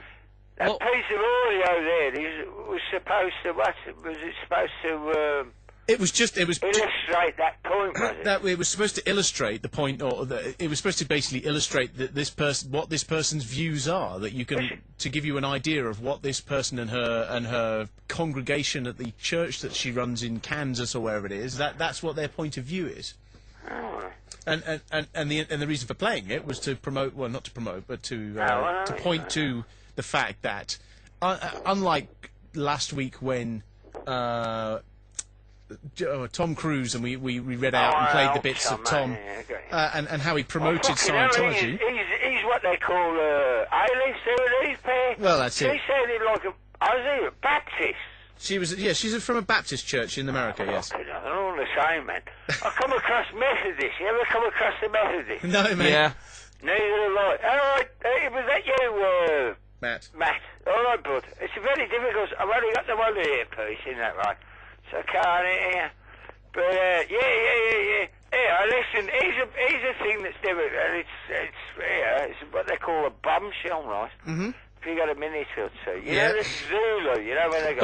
Why does that not surprise me that we need a minute or two? You're dreaming, can't you see that? Right, there's 3 versions of it, but half of them is at my phone. No. What, crackling? Rattling. Yeah, it must be your I'm own, mate. looking at me wire now, I can't see. Anyway, so there's 3 versions. One of them is Flaming Idris. Or Right. something like that. Right. Cardiff singers or something. It's a cracking bloody tune, isn't it? Yeah. You know, about all this, that and the other. But no, them Baptists, I shouldn't worry about them. No. Can't do you any harm. No. You know what I mean? Yeah, know exactly what you mean, mate. Yeah. Thanks, buddy. Right, well, let's go back to your point, I want to hang out with him one day. I want to sit down and share a bottle of scotch with that guy and understand what he's saying. Yeah, I've got a feeling he'll share more than a bottle of scotch with you. Let's redress the point that you were making about people using religion. What was it you said, Stu? People using religion to... It's a thinly veiled disguise for hate. Okay, let's look at it this way. Is religion not based on hate? Based on hate and misunderstanding of other people's religions? I think that's probably right. Yes. So, using religion as a thin veil for hate, surely they're just using religion because it is born out of hatred, and it's the easiest way to do it. Mm-hmm. I don't think it's a veil. I think it's fundamentally wrong. Yes, but most people that tout religion don't go to the fact, don't come at you and say, "Do you know a gay person? You're a fag enabler. All homosexuals are going to go to hell." Blah blah blah. I mean, a lot of religious people have tolerance of other people. Now, in this respect, I don't feel that from listening to Shirley's conversation there and listening to other bits and pieces that are strewn around the net, reading their website, of which I think one of their sub-websites from their main godhatesfags.com one, which is priestsrapeboys.net, I think is another one. I mean, I just think they're just a propaganda machine for hate.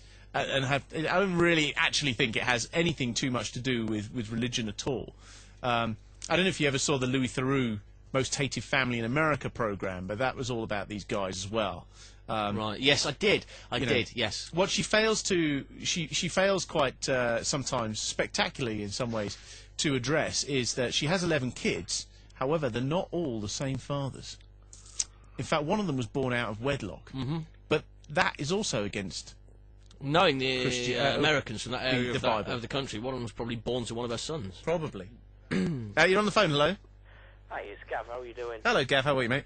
Yeah, not bad, thanks. Good. I just had to call after hearing that just terribly disgusting woman, I can't think of another word. She's unbelievable, isn't she? It's disgusting.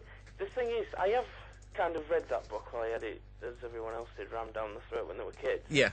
And what she's talking about is she's coming from the direction of the devil. She's the fucking devil. Absolutely. She's taken one statement, absolutely turned it on its head, and rammed that one or two lines of the Bible down people's throats, and it's absolutely unbelievable. As I say, it's a very thinly veiled disguise for just propaganda and hate crime. I mean, that's all it is, isn't it? Yeah, and she's persecuting people because they're different. Yep. And, you know, what happened to Jesus? He was persecuted because he was different. Exactly. And I think, as I just said to Matt, I don't know if you heard me just a second ago talking to Matt, and I was saying that one of the things that she was asked about recently and won't actually answer the question, in fact, she hung up in the interview, was when she was asked about the fact that, yes, she's got 11 kids, but at least one of them was born out of wedlock. And how did that fit in with the Bible's description that there should be no sex before marriage and no sex outside of marriage? Yeah, but God hates fags, not out of wedlock children. That's exactly almost the answer she gave before she hung up. I know. I'd imagine it was something mundane like that. Yeah. So it's convenient for her lifestyle, then, her religion. That's exactly it, Gav. Yes, exactly. Yeah, it's a religion of convenience. And to be quite honest with you, I noticed on the news today, or maybe it was yesterday, is that the Church of Westboro Baptist Church have been sued for $11 million, and they actually have lost the case for protesting against one of these army funerals that they go to, claiming that God kills the soldiers because America loves homosexuals.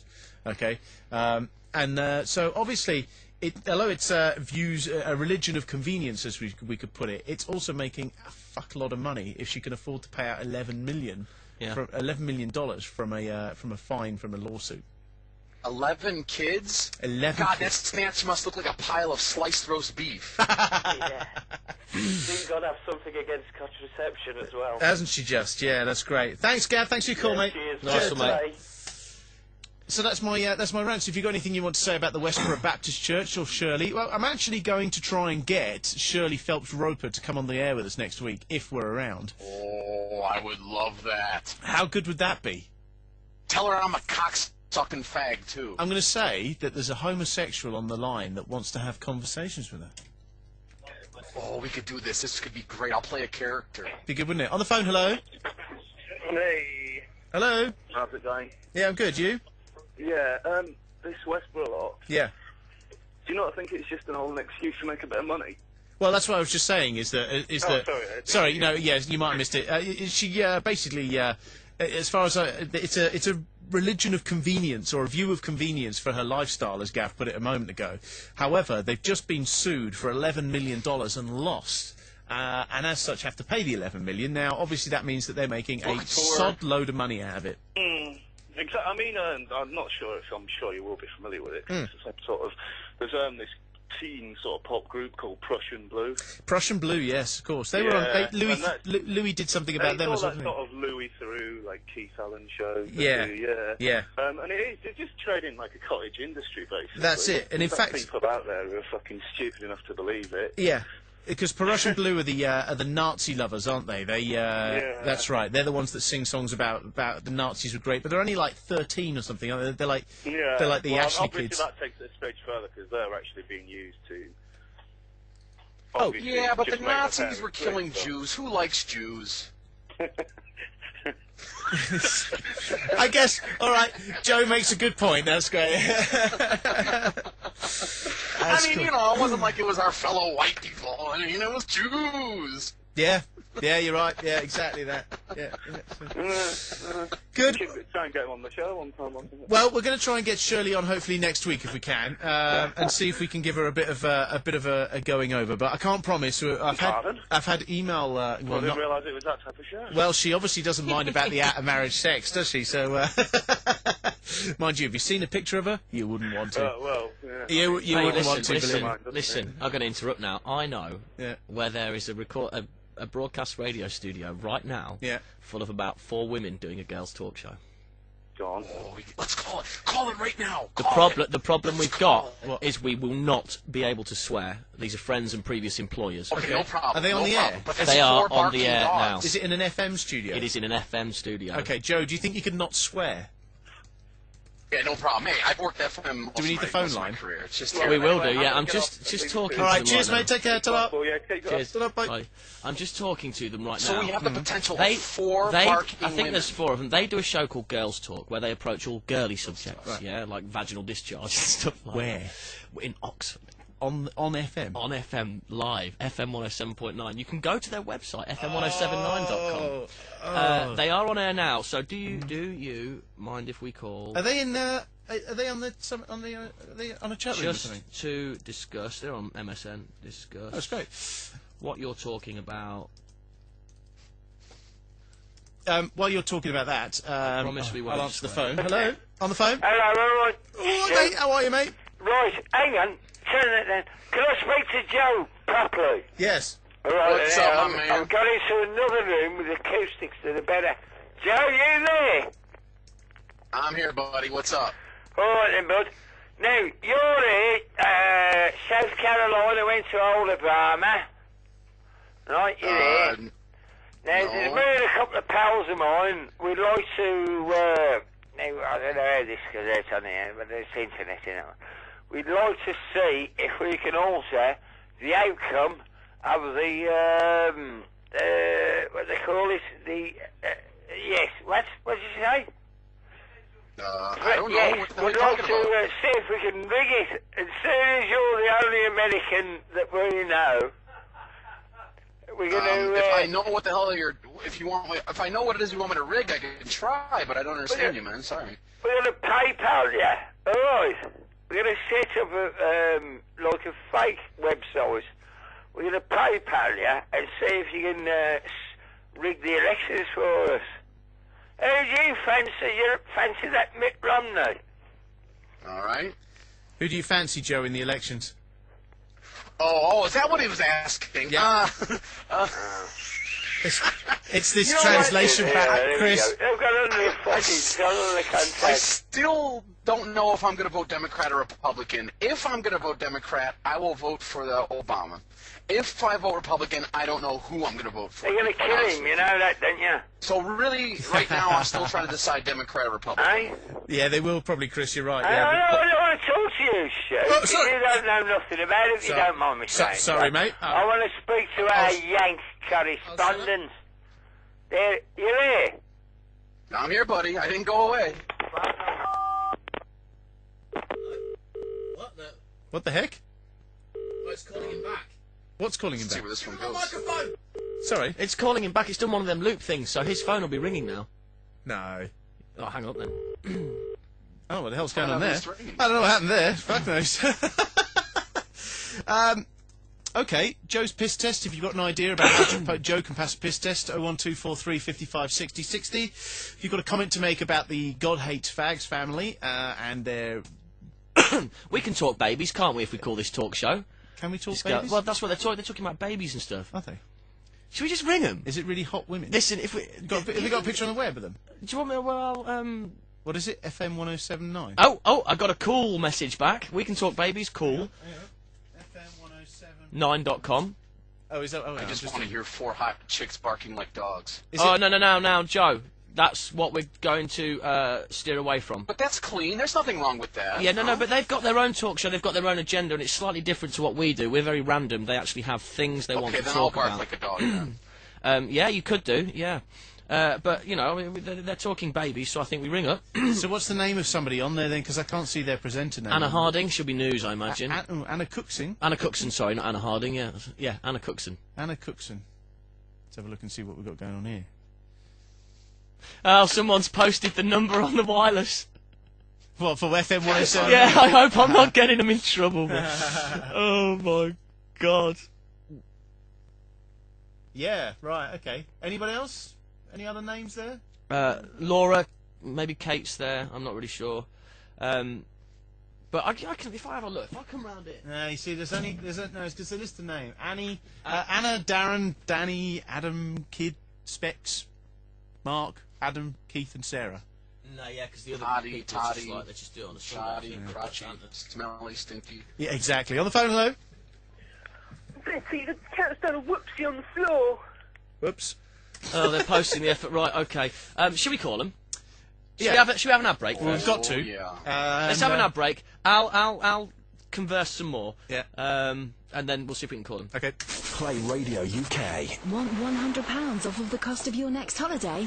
One4 Travel are offering an unbelievable £100 discount off of all holiday bookings. Whether you want to visit Turkey, Bulgaria, Croatia, Egypt, Cyprus or Spain, One4 Travel have a fantastic range of hotels to suit every holiday need. All you need to do to get your £100 discount on top of the everyday exceptional prices is call now on 0871 664 1405 or visit the website at www.one4travel.co.uk.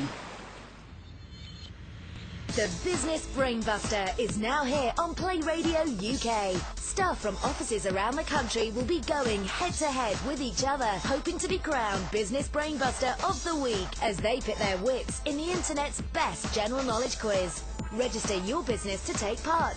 Email studio@playradiouk.com now. Then join Paul Anthony, weekdays from 1 o'clock UK time to hear it all live on air. The Business Brainbuster with Paul Anthony, only on playradiouk.com. Beware, the content of this show may offend, politically corrupt. This is the Tommy Boyd Show on Play Radio UK. Happen, and I would like to do this and that. And in it said, if my other half hadn't fainted... This is 107.9, yeah. Okay, no swearing. I haven't got on the phone. This is off the internet. Not surprised. Oh, right. Is that the cord? No, because I had a cesarean, so... Didn't happen. No, I ended up having an emergency cesarean. So, but the other funny one is you can go for a tour around the hospital. Ooh, what funny? It has the birthing pools. Oh, it cracks me up. Like, oh yeah, you can put your swim cosy on, and the man can get in the water and everything with you. And Keith was like, oh, any yeah, man? That sounds really good and everything. And then the lady said, but obviously when everything starts happening and things start coming out like the blood, the men soon jump out of the water. Yeah. Do we want to go there? Yeah, call them up. Call them up. Call them up. Oh my God! It's like a Yenta program. It's like 4 little Jewish broads sitting around chatting. Oh, it's like the fucking what's that lunchtime program? Oh, like lunchtime. It's like The View. Yeah, we have it here, and I can't remember what it's called here now. What's that lunchtime program on the telly with all those annoying women on it? Oh, Loose Women. Loose Women. Yeah. It's like fucking Loose Women, that is. Yep. Do we want to go there? What are we going to ask if we called them up? To bark like a dog. Is on all fours more susceptible to getting pregnant than on your back? Yeah. Oh yeah, we can ask that. And then we can say because I'm trying to because we're trying to knock up our wives. We want to know. And then we can ask the question if you've got to get on all fours, if that's better than being on your back, right? Then does it help if you bark? Well, no. Let's say we've heard that there's positions that can stop you getting pregnant and stuff like that. Let's just call them up and talk to them. I'm going to let you talk then because I ain't going to talk. I'll talk to him. Yeah, I know you will. Yeah. Listen, okay. I never turned down a chance. No. You see, I'm getting slightly nervous now. I don't want these are these are friends and ex-employers. Do not, in any circumstances whatsoever, want to piss them off. No, that's fine. I won't do that. We won't. We're professional broadcasters, man. You fucking won't. We are professional broadcasters of international stature. Despite what some people might think in this Yeah, I organisation. don't care what other people think about you, but we are professional broadcasters. they're taking bets on the wireless whether I'll swear or not. There's 10 pounds up so far. I mean, in the organisation, meaning the community. Right. Okay. Let's clarify that. Yes, rather than you and me. Right. Go. Okay. Although I don't know. Are you? What, a professional broadcaster? There is nothing professional about me. So. The only professional thing about me is that I wear the same jumper every week, and I can't even get that right this week. No, so. that's right. Although I will say, we haven't had a cock up yet. I've had no. No. I've gone through it. Yeah. So we've got a ramp. No, we don't have to use it. There's a ramp coming. That does not count. See, that does I not like count. how in the British language you could say cock up, and that's cool. It's good for me, that's like swearing. Yeah, They don't realize. I tell you So what, for me to right? say cock up, that's swearing. I was dating this American girl when I lived in London, and she just loved it when I said dodgy. She loved it when she goes, "Oh my God, I'd say dodgy again." Dodgy. It's like, great, brilliant. If I wanted sex, I'd just go, "That's dodgy." Do you know? That's the first time I've heard you talk about an American girlfriend, and I already can tell that she was an annoying bitch. She wasn't, actually. Oh my God, it's so cool! Say dodgy again. I had two of them. They both came she over to wasn't this country annoying, on then the she same wasn't plane. American. I can imagine. They came over in this country. The two of them came over on this country on the same plane, and I was dating both of them, and they had no idea. Cool. No, I felt inherently guilty, actually. Bollocks, you did. No, honestly, I have to say I was only sleeping with one of them. I didn't sleep with the other one. Good evening, chaps. I have to go to a fancy pet dress party next week, this email reads, and dress has something to do with the letter F. The only thing I can come up with is to go as a flid. But I cannot help but feel that this could be both offensive and upsetting for people, as well as being a challenge for me to combine eating and drinking with no hands. I wish to ask your loyal listeners to suggest fancy dress ideas that begin with the letter F. Thank you in advance, and I have enough confidence to know that the winning suggestion will see me become a magnet for women. Or men. Either will do. Okay. Randy. You can go as a foal, you can go as a flightless bird, so pick them. Emu, penguin, doesn't really matter. You could go as a fuckwit, although I'm not really sure what Joe looks like. Right. Terry. I like all kinds of things. Terry Fuckwit. That's a Viz character, Terry Fuckwit. Yeah, it certainly is. Yeah. Feathers. So, hang on. Suggestions for Randy's fancy dress costume, 01243 55 60 60. Or, of course, anything you like at all. 01243 55 60 60. Yeah. Darcy Sato says, fuck me, Stuart's drinking Diet Coke. He'll be jogging next. Well, maybe not. Yeah, maybe not, exactly. And Williams says, get this show on iTunes and it will run and run. How do we get it on iTunes? As a podcast? It's already on iTunes. Is it? Yeah, Right, I think so you have to do a bit of a search for it, but it is there. Right. Aaron says, hi guys, loving the show so far. Shall I call up and chat or just listen? I've got plenty of shit to say. No, let's get Aaron on the phone. Aaron's a guy I was talking to the other day. He's... P.S. Ian is a goggle-eyed cunt, me. Yeah, he was listening to our podcast. He's a guy who's been to Play Radio. He might do some work with us and stuff. Right.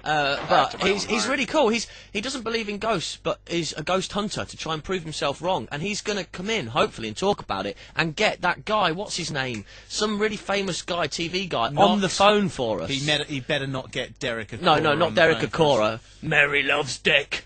Did you ever remember seeing that? What? That Derek Acora was in a lift. Yeah. Trying to... Well, he got possessed by this ghost. Yeah, Mary loves Dick. Yeah. The ghost was Mary and Dick was her husband, and he was going, Mary loves Dick! Yeah, that's right, I remember that, yeah. Aaron, call in, my friend, by all means. Give us a chat if you've got something to talk about. Anyone can call in. We don't care. 01243 55 60 60. Do we phone Girls Talk? No, you care. It could be Alan. Do we phone Girls Talk? Alan will be on his way to the karaoke probably anyway, so he won't hear from him. Good. That's all right. Well, I don't know.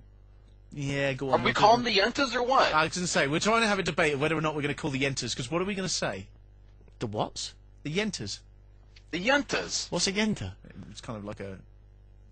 I don't know. It's an American slang term for, like, Jewish women that sit around and just gabba, gabba, gabba, gabba. Yeah, that's it, yeah. Oh, right, I see. Clucking hens. Yeah. What do you reckon? Oh, okay, yeah, clucking hens, Yentas. I don't know. I'd love to. I just don't want to get them into trouble or piss off. We won't get them into trouble. Make the call. We'll be fine. Make the call. On the phone, hello. If your parents never had children, chances are you won't either. Right. Yeah, I read that on like one of those. Bastard. One of those feeds on Google. You know. Good. RSS feeds. Matt's still debating. He doesn't know, does he? Matt, dial it up, man. I won't get you in trouble. I know you're worried that I'll drop an F-bomb. Okay. Yeah? What's the number? It's on the wire. I'm not reading it out now. Wait, I can't see. Oh, yeah, yeah. Who cares? It's advertising their website. They're going to have it there. People can go to it. You've already told them that. It's 0870. Hang on. I've got to find out whether I need to hand control back. Plus, there's a lot of money at stake. The Play Radio Skype chat's got me up for £20, and on the wireless got me up for £10 whether I'll drop an F-bomb. So. 0870? 444, then the station FM number. Mm-hmm. Are you going to ask them to come in here? All right. You can do, yeah. Do you know who's screening? Should we shut up then? All right.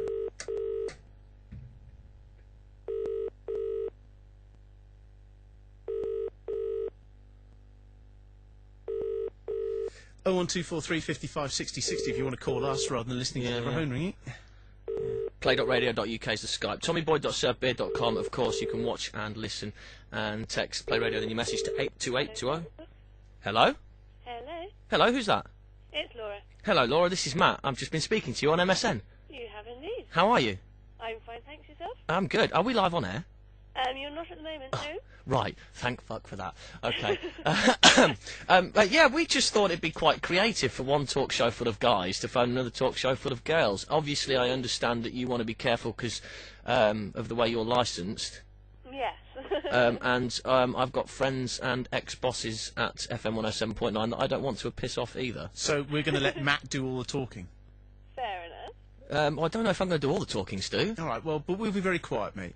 And we're going to keep the American, the loudmouth American, we'll keep him faded down. Right, okay. Is Anna actually on... Loudmouth American. Say that again. That sounds quite exciting in Loudmouth American. Polish Joe, say hello to Laura. Aha! See, now suddenly I'm an attraction. Yeah, see, for you guys, I'm a loudmouth American. To her, I'm an attraction that wants to be heard. Laura, I must tell you, we're actually live on air at the minute. But we don't care. We can say anything we like on air, but obviously we respect the fact that you can't. Is Anna actually on air tonight, or is she just sulking in the background? No, she is on air tonight. She is on air. Cool. I shall say hello to her as well. Brilliant. Yes, it's been a while. Look, if you don't want to put us to air, I completely understand, but I do have a question for you if you're talking babies. Okay. It's up to you. I'll go for the question, and then I'll check with Anna about putting you across. Okay, you want me to give you the question now? Give her the real question. Give her a fake. Okay, Give her the a question I want to ask is, you're talking about Get through the screen. Joe, for fuck's sake! Give me a second. Right, the question, right, you're talking about babies, do we have them, etc., etc., yeah? Well, it was reported in the news last week that Suri, Tom Cruise and Katie Holmes' baby, might not actually be Tom Cruise's, and that it might be her ex-boyfriend's. And I was wondering what you guys thought of women doing that and actually not notifying ex-boyfriends, and, you know, what's the moral standpoint on that? Why would a woman make that decision? I guess it depends on what sort of relationship they have with the ex. Yeah. They're not in talking terms anyway. Yeah, but let's say allegedly that maybe somebody thought that Tom Cruise wasn't of a straight gender preference, and that he might have asked Katie, maybe not, I don't know, that maybe she would say that Suri was his to kind of pull people away from that thinking. And is that fair? Has the most conspiracies about him than any other celebrity, really. Well, there is, yeah, but is that fair on the child or the real dad, if it is, of course, true? I guess you could bring it back to Hollyoaks as well at the moment. What with Jake and Justin? Oh, I don't watch Hollyoaks. You have to. No, isn't it the most... being screened, pal. It's the most annoying show. They're all beautiful people. Yes, which is totally not real life. totally not real life. I mean, if I walked down a street and saw the kind of people that you see on the crew of Hollyoaks, Jesus Christ, I would think I was in heaven. Honestly. I think it's that after-work chill. The after-work chill? Yeah, I don't... You see, I must finish work a lot later than you. You see. That's the thing about men... No, Laura, we do have another very serious question which we need answered, and I think you can help us. Okay. Okay, we have a sports reporter named Alan Caddick, and he supposedly hooked up his fiancée, but he claims to be a virgin. Now, I want you guys to possibly answer how this can happen. Are we dealing with another immaculate conception here? I think you missed the important point out there, Joe, that he's dumped his fiancée who's pregnant. That's kind of an important point you forgot. Okay, preview. Do what, sorry? Maybe she cheated. Well, this is the thing, you see. It's This a is what big we want to debate. discuss. We want the opinion of fine, intelligent women like yourself. You just laughed as if to say, "It's all right. I'm not a fine, intelligent woman." Or, in another way to put sorry, it, we'll she call laughed the other like she laughed like there's no bloody way you lot are getting on here. Yeah, we ain't getting past this screener. She's a damn good screener. You are. You're a very good screener. Screeners in my day. Yeah, that's not bad going at all, Laura. Not bad going at all. So, do we get to talk babies on air with you, or are you just a little bit apprehensive? I'd have to run it past Anna. So Put Anna on the phone. She's talking at the moment, so I'll wait until a song comes on and I'll MSN you across her response. Okay. Well, we'll I want to actually talk to Anna. That's all right. We'll call back if we'll call back if and when we're allowed back again. Yeah. Okay. Tell Anna I want to talk to her. I want to hear her voice on the phone. I will do. Thanks, all right. Laura. Cheers, Take Laura. care. You've been a great sport. Bye. That didn't go quite as planned, did it? Well, she was quite good, actually. She's got stuff to say. That wasn't too bad. No, we didn't get on air, though, did we? We're not on air yet. She wants to check.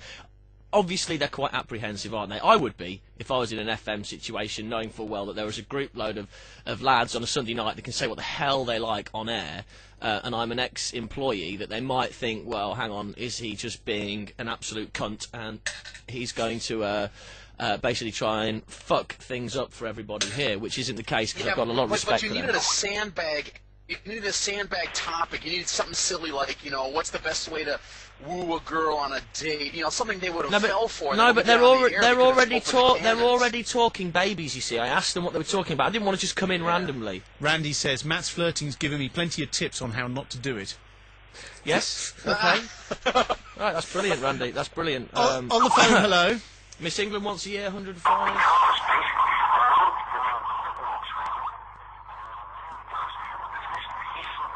I can understand fuck all of that, I'm afraid. I'm sorry, but that wasn't even... one of those pull string toys where you pull the string and it's like, I love cookies! It wasn't even slightly legible, that at all, so...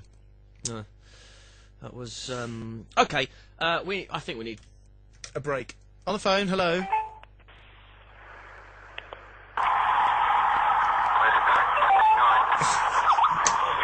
It's even less legible the second time.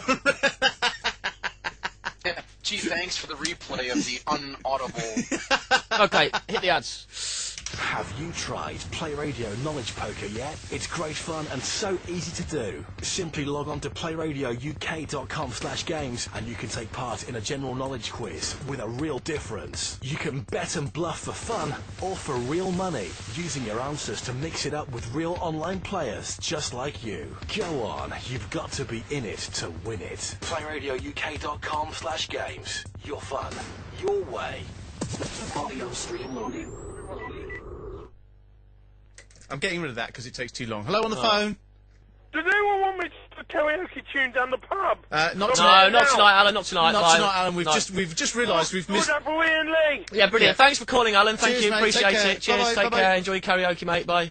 Right. So you want to, sorry because we've completely forgotten about one thing we were going to do. Yeah. which is quite important, so- It is actually. Okay, there you go. There's the number you need to dial. Hang on a moment. Okay. Yeah. I can't hear now. Wait a minute. What's going on here? Have we got a phone? There we go. 907.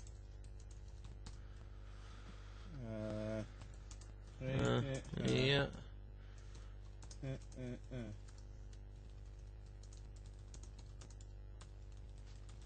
I think I got it wrong. Really? Oh no, there we go. Have my phone back. There you go. Thank you can have your phone darling. back. Thank you. Are we calling again? Yeah, well, we forgot to call Marcus. Hello. Marcus. That's me. It's Stuart. How are you doing? I'm very well, Stuart. How's your lovely self? Not too bad. Apologies for calling you late. Matt forgot. Hey! Don't blame this on me. We all forgot. We got so carried away, Marcus, because we're doing so well and so many people calling and emailing and so much to talk about. We're doing so well, we forgot to call you. Well, and Matt got tied up talking to the gay and lesbian hotlines. I can hardly complain then, can I really? Marcus, it's been 24 weeks since we started this with 25, Tommy. we had a break. 26, we had 2 breaks. 26, Matt informs me, since we started this with Tommy. Okay. And we're at the end of the current run of recommissioned 3 months that you gave Tommy before he departed before Christmas. Well, he's in abeyance at the moment, isn't he? Exactly. Well, the situation, obviously, we already know, and we keep trying to convey this to people, but they obviously think there's something sinister going on at Play Radio. And correct me if I'm wrong, is that Tommy has told us he would love to come back, but he wants to settle himself in with his new schedule before he decides when and how that coming back will be. Is that correct? That's absolutely correct. Thank you. Right. Okay. So that will just allay the 1,000,001 emails we get virtually every single week, or Skype messages going, "Where's Tommy? Where's Tommy? Where's Tommy?" Listen, I know Matt's hard to work with, and sometimes he ruins the show and all this, that, and the other. But please, mate, I'm begging you from the bottom of my heart. Can I keep the show? Can you hang on a minute? You keep the show. Who on earth do you think you are? Jesus Christ, Stu! Oh, bitch fight. I knew that would get him wound up. Well, I think I'd like to trial Matt for another 13 weeks. I think. Do you think so? No. Does that mean can I not replace him with someone else? Is there someone else you've got working here that can? Well, I was thinking of stepping in myself, actually. Well, that would be really cool, actually, mate. Yeah, you come in and we'll, Matt can answer the phones in the office, all right? No, in all seriousness, it has become quite apparent to me over the last few weeks that we have a winning formula. Well, I was having a quick look around the statistics for the listenership over the last couple of days, and the most popular hour this year, shall I say, the most popular point of any part of Play Radio's output during the week is 7 till 8 on a Sunday night. Really? That's the most popular hour in the entire Play Radio week. Would be us. And how much is Matt on during that hour? Well, I try and keep him off as much as possible, but unfortunately, I mean, the video camera's streaming. That's why it dips off towards the end when I turn his mic up normally, you know. You're a cheeky bunch of fucks, you lot. You know that. Marcus, as much as I love you to bits, don't be a cunt. But that's my job. Certainly is. My swear box is getting slightly full. Yeah, we'll be going out for beer, Marcus, on Matt, but very soon, because his old swear box is getting quite high. Is it? Yeah. In which case, if we're going to get beers out of it, I suppose we better keep him. Yeah, I suppose so. Yeah, I suppose it pays for a night out every so often, doesn't it? So. Well, we've had a number of discussions around the Sunday night show, including what it should be called. Well, we haven't gone near that what it should be called bit yet. No. Okay, well, we don't want someone else's name that doesn't belong or isn't on the show. Well, that's a good point and well made. And so, I mean, Matt and I have come up with a name that we think works. Have you shared it with anybody, Matt? No. Not really. Well, I think given the fact that his lordship is actually in abeyance, and I'm sure we'll make a welcome return at some point in the future, I think we should go with the name that Matt and I have come up with. Which is? Not the Tommy Boyd Show. Oh, that one, yes. And I think I had a good idea for that. Is what we should do is we should keep all the original jingles that say the Tommy Boyd Show, but just edit them and get loads of people in a room to shout "not" really loudly. So you have a big chorus of people shouting "not," and then just kind of like Adobe the word "not" into the jingle. That works for me. That sounds good. So that's professional, isn't it? And furthermore, I am of the opinion that I think you guys deserve a break for a week. And I think that when you come back, it should become a permanent part of our offering. Wow! Thank you very much indeed. That'd be very nice. Wow! That's a calling out. That's like giving. He's given us the blessing. He's given us the hand to the girl. I think you're all great. I really do. I've listened to most of the shows in part, some of the shows in full, and I think it's exactly where we need to be. And I want to thank everybody who participates, not just the team in the studio, but everybody out there who makes a contribution as well. And so big ups to all of you, and let's keep it going. And I'm sure in 10 years' time we'll all be sat around the table somewhere celebrating. That'd be brilliant. Wow, Marcus, that's Still amazing. waiting for a paid contract. Yeah. Marcus, can I ask you a quick question? Sure. There was a discussion, and I understand that obviously since Tommy's abeyance, shall we say, that some things have come less critical. But Matt and I are probably of the agreement that we really could do with another phone line. Another phone line? Well, we've only got one, haven't we? But that's a 100% increase in resources. Well, I could do it for you really cheap. Could you? Yeah. You've made me that offer before outside of a pub, if I remember. You didn't turn it down then, neither. I've still got the bite marks. Oh my God, that's amazing news. It's good. I'm really glad that you've said that. That means Absolutely. I drag my carcass in here every Sunday night. God, blimey. Aye. Be great. Marcus, thank you very much for your time. You've been drinking wine tonight? Beer, actually, for a change. Just beer, all right, okay. Any particular brand you recommend this evening? Well, anything that gets you hammered, really, but I'm on the Becks tonight. Oh, that's good enough for me. That's great. Yeah. All right, mate, listen, Marcus. thanks, mate. All right, no worries. I have a question for Marcus. Yeah, go on. When are we going to get paid? When you grow udders and get milked. That's great. All right, mate, listen, take it easy, all right? I have another question for Marcus. Go on then, yes, go on. When are we going to stop getting ripped off and fucked by Ian Lee and Tommy Boyd?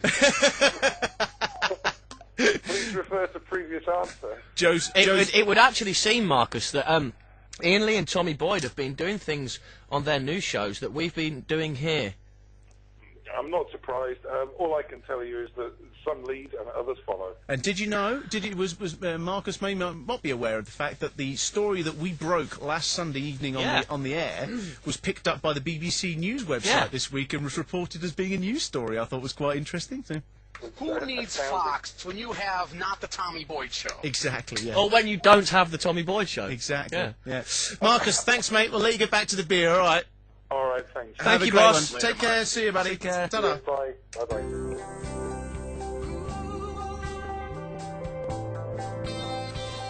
Here's that ramp. Here's a ramp. Talk up to the singing bit where they say Play Radio UK. Fill it in. Maybe you'll tell them what song's next and what features you've got coming up on your show. Ha ha. Want £100 off of the cost of your next holiday? One4 Travel are offering an unbelievable £100 discount off of all holiday bookings. Whether you want to visit Turkey, Bulgaria, Croatia, Egypt, Cyprus or Spain, One4 Travel have a fantastic range of hotels to suit every holiday need. All you need to do to get your £100 discount on top of the everyday exceptional prices is call now on 0871 664 1405 or visit the website at www.one4travel.co.uk. Play Radio UK now has its very own online store with its very own products. PlayRadioUK.com/shop. You could be the proud owner of a Play Radio t-shirt, mug or even a teddy bear. There's a vast array of different products waiting for you to get your hands on, all at great prices. Check out the exclusive Play Radio UK range now only at PlayRadioUK.com/shop. Play Radio UK. Just great music. Beware, the content of this show may offend. Jovial juxtaposition, the Tommy Boyd Show on Play Radio UK. See, what you do is you take the Tommy Boyd Show and you just slip the word "not" in at the beginning of that. Yeah. In sort of like a. Well, why the fuck should we even let him have his name on the thing anymore? Well, it's quite amusing. I know. You're a bit antsy tonight, mate. What's up? You know, I feel more independent of our original roots. We're no longer the Tommy Boyd Show. Damn it, we're our own people. We're doing a good job. We're being imitated. We're being duplicated. We're making up phrases which are being used on the wireless channel on the Skype. We're innovative. We're ahead of things, and we still got to use Tommy's name. You love but it, don't I'm you? cool. Okay. Yeah. You know Ladies what and I'm gentlemen, saying? the voice of Joe. I know exactly what you mean, mate. Yeah, I know exactly. Yeah. How'd you get a fat bird into bed? How do you feel? I don't know. Piece of cake.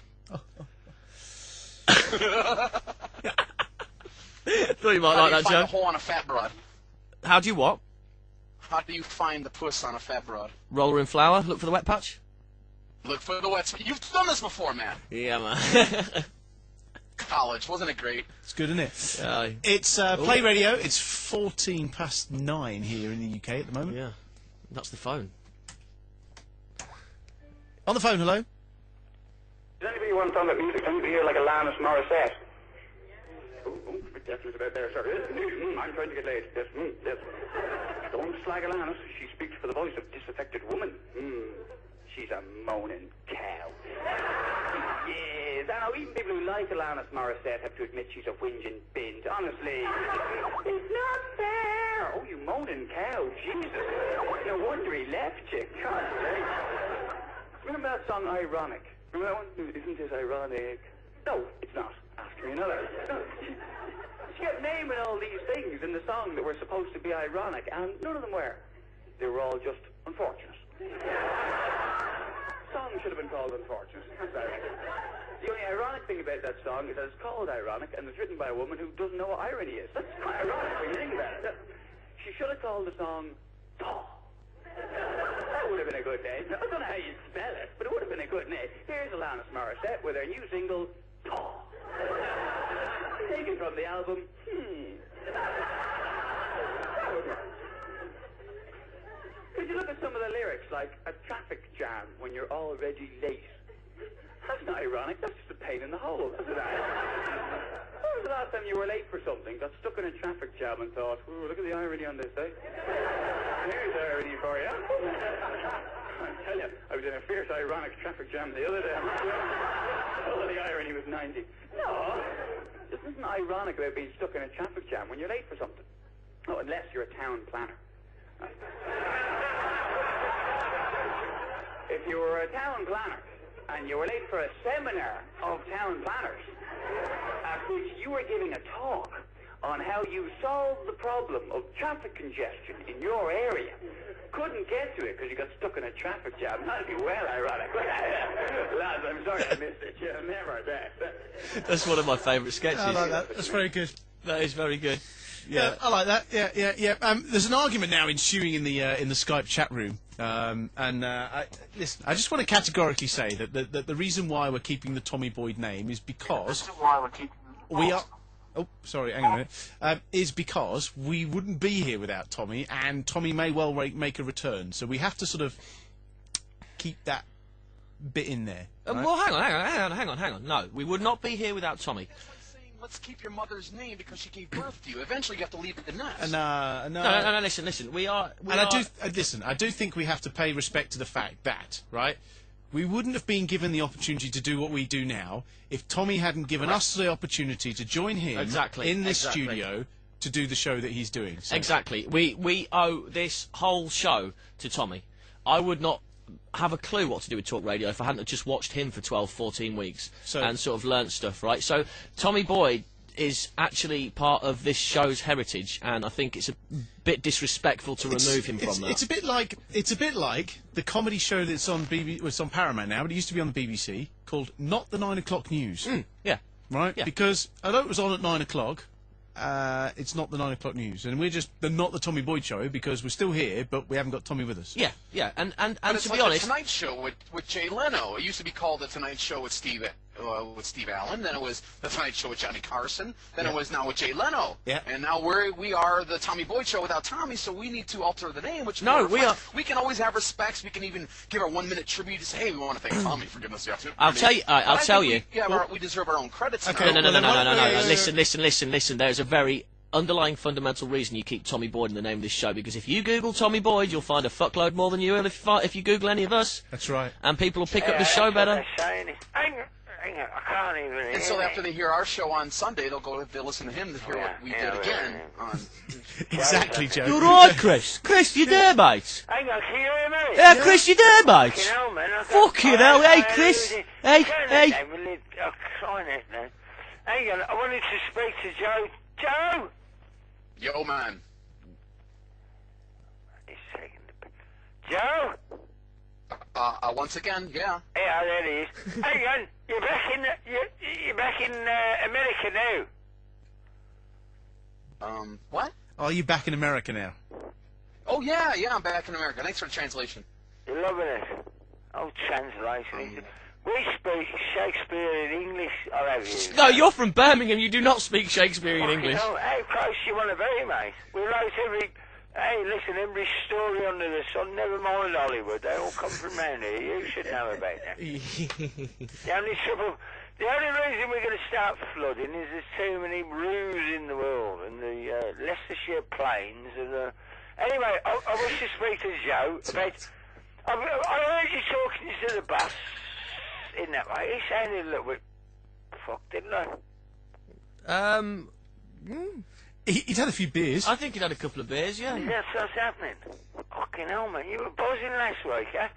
So what's happening? It's all easy peasy now. It's all floating along and... Well, hang on a minute. I think we've skipped a big point here, Stu. Marcus just said that we deserve our own permanent show. Yeah. You don't have to. Cheers. Cheers, mate. Here's driving, mate. You know that way. I've got a bottle of water. Here's to the future. Virtual pat on the back. Does that mean... I really don't care. I'll drive you, mate. Does that mean that we passed the interview? Looks like you have. Anyway, Well, I passed Joe, the interview. They were giving it to someone else. I just walked right by it, Joe, literally. you've got to keep hold of him. He'll be what you call your United States correspondent now. Well, you see, the thing is, Chris, right, when I was told that Joe was leaving Poland, the first thing, and still back me up on this, the first thing I said to Stu is he going to move to England? Because I thought if he moved to England, he could come here live in the studio, and that would have just been the icing on the cake. Imagine that, you tell me. Some cheap fags of vodka. And he flew all the way to where? What? Chicago. Oh, right, yeah. Chicago. Well, apparently the thing... In the winter. He must be nuts, this kid. Tommy said he was the fucking... What's he say? He's the biggest loser. Well, he's now the biggest reformed loser because he's gone Well, you back. don't want to speak to me. I know he's Skyping. I want to have a word with him. I want to talk Right, to go on then. All right, because I've got a very cheap phone. I pointed it out in the past. Are you there, Joe? Can you hear me? Yeah, buddy, I'm still here. I've always been here for you, Chris. You're my man. What's up? Well, I tell you what, you're probably my second favourite American now. And cities that don't get out too much. Got sciatica. Number 2, not bad. Righto, so what's going off in America, yo. We got this, what's his name? Alex Jones. He sounds a bit like you, if you don't mind me saying so, when you get all riled up. And he rants on, and you got the old Szymanski, you got the View from Space, old Gary Bell. Now you're a bit of you got one of them voices. You said what they call it, the Cleveland kind of thing. Yeah, sure. So what you gonna do? You're gonna tell us what's going on then? Are you gonna broadcast? Well, what do you want to know? I mean, the country is like 12 times bigger than England and like 3 times bigger than Europe. I mean, right now in Cleveland area, it's snowy, it's cold, it's basketball season. Next week's the Super Bowl. Is that where you are, Cleveland? I don't know. What else you want? Fucking bang. No, that's all right. I'm just asking. I just thought. Oh, yeah, that's cool. cool. American, how your political is going on. Because we were going to have to suffer. Whatever happens to you now, we're going to have to suffer it, ain't we? Oh. Yes. Okay. So I just wonder, because you're all going on about, because I know you can have a rant, can you? It goes well. I'm telling you, there seems to be a line of communication that sort of falls down between hyperspace and America. I'm not quite sure where it breaks down. Somewhere over the Atlantic, I think, by the sounds of things, doesn't it? It's not on the script, is it? No, that's right. Yeah. So we don't want to fucking talk about it. Do you want to be? It's great, Chris. Hey, what? Is that Mitt Romney? He's a Mormon. Who is? Mitt Romney. Oh, is he? He's one of the candidates, isn't he? I ain't got a fucking clue who he is, but you know that way. I'd like to ask Joe about it because he's on the spot. Oh, okay, Joe. So who's Mitch Joe, Romney? Come on, kiss hello there, man. What? He says what? Ask him. Hang on. Are you familiar with your constitution? I know my What about the constitution. A Have you got a party that supports Amnesty? He wouldn't know. He's in fucking Cleveland. They would he know. They shoot most of them. Can I get a translation on what he's saying? But he don't want to speak to me. He's supposed to listen to what you got to say. Studio at playradiouk.com. 01243 55. I've come across the, what they call it, the controversy. There's Alan Caddick, who is probably the finest sports reporter. And, hold on, Chris. Let me knock back a couple shots of this fine scotch here, and I'll try to understand you. Hold on. Hey, Joe's having a fucking no. Listen, you fat cunt. What are you going to say? I asked you a question. I said, listen, you've got all this insight, you know everything about, and I'll know this, and here's an interesting thing I've got to say. Here's my raw view on the world. I ask you a fucking straightforward question, and you want to answer me. Now, I haven't seen you on the fucking webcams with your boobs out, and I tell you what, I don't think you're a cult, I think you're a bit of a cunt. Because I'll ask you a couple of questions, I'll ask you straight questions. Okay. Are you a patriot? Or are you some fucking... What is the question? Come on, are you a fucking question? Come on. Wait, I don't think he heard the question. Where do you stand? Yeah, fucking piece of shit. Fuck you, call me piece of shit. I can't understand your drunk Scottish ass. What is the question? Because we are going to have to suffer you. Here, we Yankees, we can tell you, we can give you a lowdown. We give you a lowdown. And nobody can know. And you can't give us a lowdown on fuck all. And we're going to have to suffer for you. And you're in your fucking country get these fucking birthing pains. Another fucking imperial fucking going out of the fucking pan. And we're going to have to suffer. And you're there as our favourite fucking Yank. I tell you what, Joe, you can go stick yourself. You go stick the Cleveland fucking Hoovers up your arse, pal. Oh, my God. I'm still waiting for the question. What was the question? Something about being a patriot. That was all. That was the only bit I caught. I didn't know it was a patriot. I mean, he didn't even like ambiguously ask a question. There was nothing to the form of a question. He obviously just has something against Americans. First he said I'm the second favorite American. Then all of a sudden I'm an asshole. Fuck you up your ass and all that. Jesus Christ, that dude's got a damn complex, man. He loves you, man. He needs to stop drinking the whiskey on this early Sunday. I've got a question. Uh-oh. Yeah, go on. What do you mean, uh-oh? Are you going to ask a question or are you going to rant for 30 minutes like Chris just did? No, well, you know, we talked about anal bleaching. Hang on, that's not the one. You know, we talked about it, and I was going to go through anal bleaching. I was looking into it, yeah? Yeah. Well, I looked into it, and it raised a question with me, and I wasn't sure exactly what was going on with this, but I just need to find... Hang on, let me... Okay, well, on the phone, hello? Hello there, it's G-Man Jr. Hello. G-Man Jr. I've got Aaron and Randy on Skype, so hang on just a second, you guys. Hey, hello, G-Man. How you doing, mate? I'm fine. Sorry about earlier, a bit of a confusion. That's okay. You've left the call centre now. I have, yeah. It was a bit of a nightmare. Oh, dear me. You guys are doing a great job tonight. Well done on getting the extension. Thank you. One thing I will say, you need to track back on some of your topics that you've left behind. Oh, I know we do. I keep getting sidetracked. I realise it's a busy show tonight. You've got a lot of people coming in, and we are. Alan Caddick's typical 10 calls a night. Well, Alan's disappeared. I don't know. I think probably got to carry. I think what it is because you see the situation with Alan is he's got a mobile phone and it's broken, right? But he won't believe it's broken. I keep telling him it's broken, but he keeps telling me it's a mobile phone. It's not broken. It's the network, right? So he had to go and then use the landline at home, but because his mum and dad are in, he has to ask the bill payer's permission, as they say. And so maybe he hasn't got the bill payer's permission to dial anymore, and so we haven't heard anything from him. So, G-Man, you sound like there's something you want to go back to.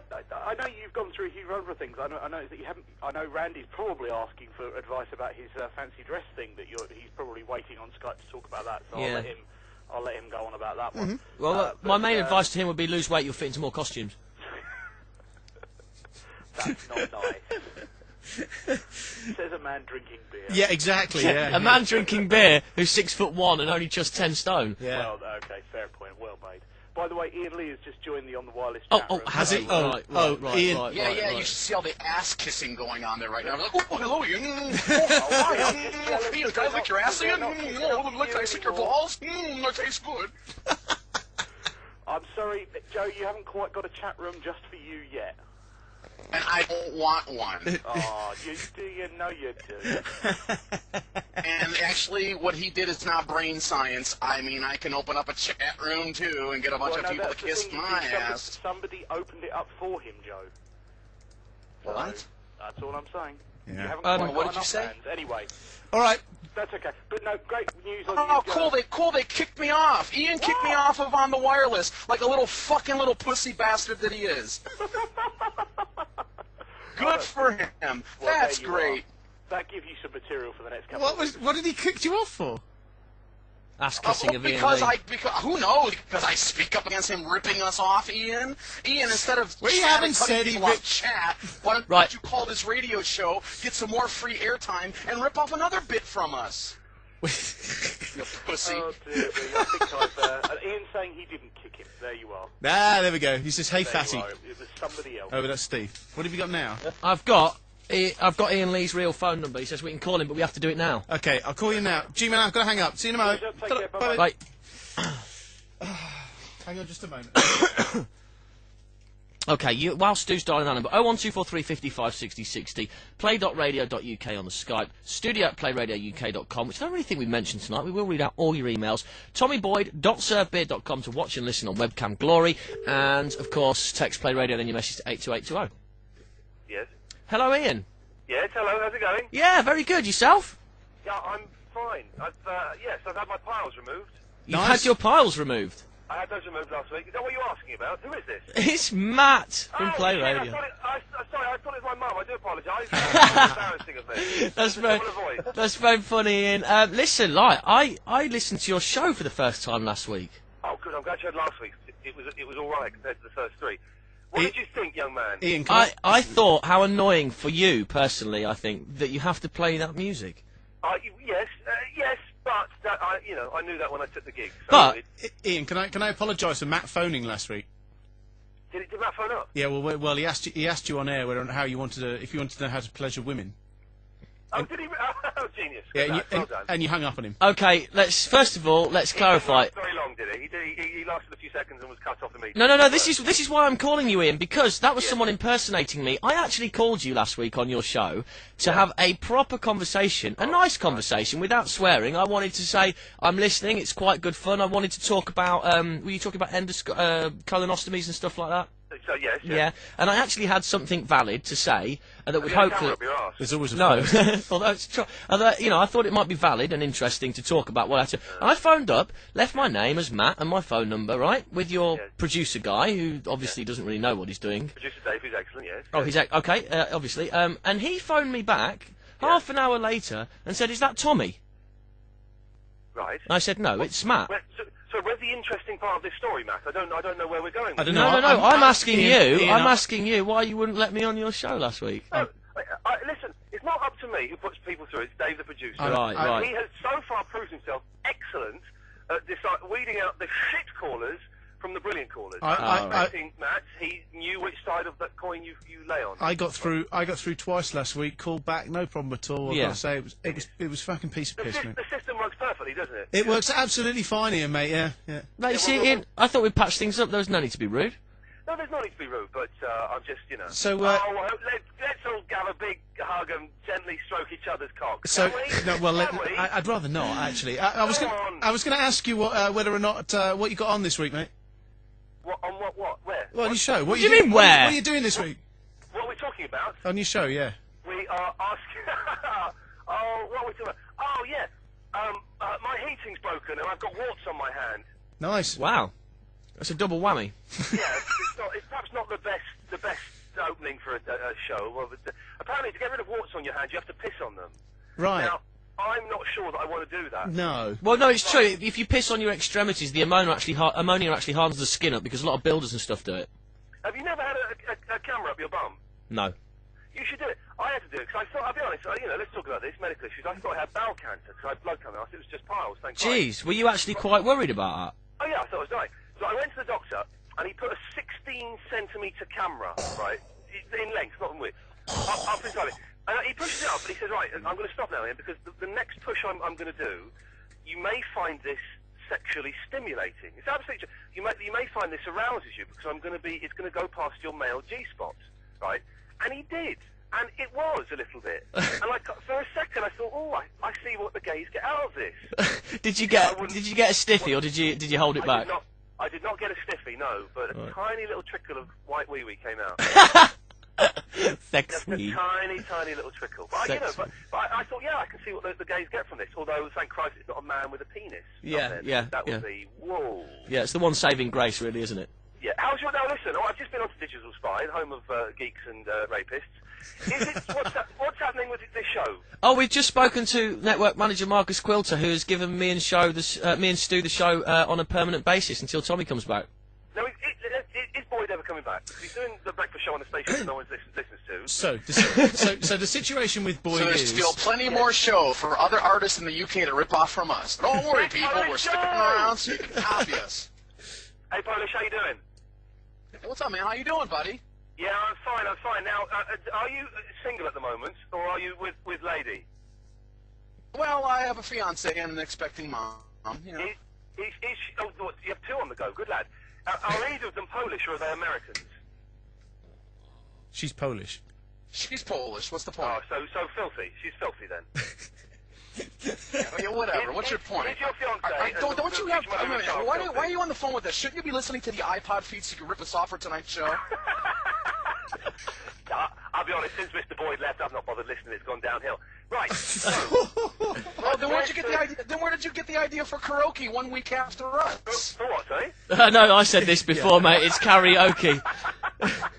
Karaoke, but that's not even how they say it in Japan. I do speak Japanese, Joe, so, you know, be Yeah, careful. because that's the word karaoke, and that's how we say it. Out of respect, we'll use that word. Yeah, so what's the point? So the point is, why are you ripping us off? Well, do you know what? We're not doing it tonight because I forgot to bring my karaoke stuff in. I didn't download as much illegally as I thought I had done. And here's me. I was all set, Ian. Yeah. I was all set to do my... To sing what? To do my... I was all set to do my AC/DC impression again. Yes, I'm back in black. No, you asked me that last week. I told you. It's You Shook Me All Night Long is much better. A nice way to avoid the topic there, Ian. Why are you ripping us off? I'm ripping you off. You're just a caller. You're not a fucking show. My knowledge of AC/DC is very limited, I have to be honest. I know, Once again, you're blowing off the question. Why are you ripping us off? I'm not blowing off anything, Joe. Now, so you're totally avoiding it. You ripped us off. You're breaking up. No, I'm not breaking up. You're ripping us off. You're breaking up with your fiancée because she's fucking me. Now, well, no, she's not. You wouldn't have the privilege, dick face. I didn't have the privilege, but I had the £5 that was required. Now, tell us what's happening. I'm sorry, that must have been your mom. So what's happening on our show, Ian? Sorry. Hang on a second, Joe. You know why your mum is so fat? It's because every time she sucks me off, I give her a why is biscuit. my mum so fat, dick face? Can we have what's happening with the show, please? Right, so what's happening with our show is that as of next week, we're having a break next week by the looks of things. Right. But when we come back... So that means next week you have to come up All right, Joe, all right. Shut up a minute. Jesus. Turn his fucking fader down. We have done. So, and then when we come back, the show is basically ours to do with as we please on a permanent basis. Mr. Boyd's situation is, and we clarified this with Marcus for the 1,000,001 messages we get every single week about it, is that Tommy has said that he's not done doing the show. He's just done doing it while he gets himself settled in on the, as you put it, no-listener radio that he works at the moment. Correct. And so he may well be back in the future doing this show, or he may well be back doing another show at Play Radio, but at the moment he's on sabbatical, is the word I was thinking of. Yeah. How's this new show going? 'Cause I'll be honest, I've not heard any of it. Well, Ian, I think Joe was only getting mad at you about ripping off the karaoke idea, because he's already pissed that Tommy's ripped off the getting women to bark like a dog idea that Joe's been using as well. So the poor guy... You accuse Tommy of ripping anything off. Tommy invented all of this stuff that we're doing. I know. We're all ripping him off. I know, that's it, exactly. So, but Joe was a little bit upset when he found out that Tommy was getting people barking like dogs on his first show, and that apparently is Joe's thing with Zara, and he was most upset. So. Listen, like a dog for anyone, she's filth. Yes. Ian, caught you on T4 the other day with Dermot. Oh, yeah, the old big brother bollocks. Yeah, I have to say, I've got to take my hat off for you, because even on live television you said, I'm just here for the 600 quid. Oh, yeah, exactly. I was doing it for, let's be honest, it's not a career move, is it? I haven't watched the shitty programme. I was doing it because there was some money involved. No, but Dermot couldn't get a word in edgeways. No, well, the thing with that show is you just go on there and just talk a lot, and then go home, and it's nice. It Yeah. was just nice to be back on TV again. For fuck's sake! Oh, the old fucking days! What's wrong with me? I used to be good! Well, matter of opinion. Yeah. Listen, I have to go now. Cool. Well, listen. Are you gonna answer the phone to me on your show tonight? It's not up to me! I'll call in. I'll Okay. So what do I have to do to get on your show? Come up with some strange pseudonym and the craziest topic in the world. Yeah, don't let Matt on. Yeah, what, you didn't let him on, did you? Good. Good, he's pricked up. Tell him he's a cock. Right, bye-bye. Bye. Cheers, Ian. Ta-ra, mate.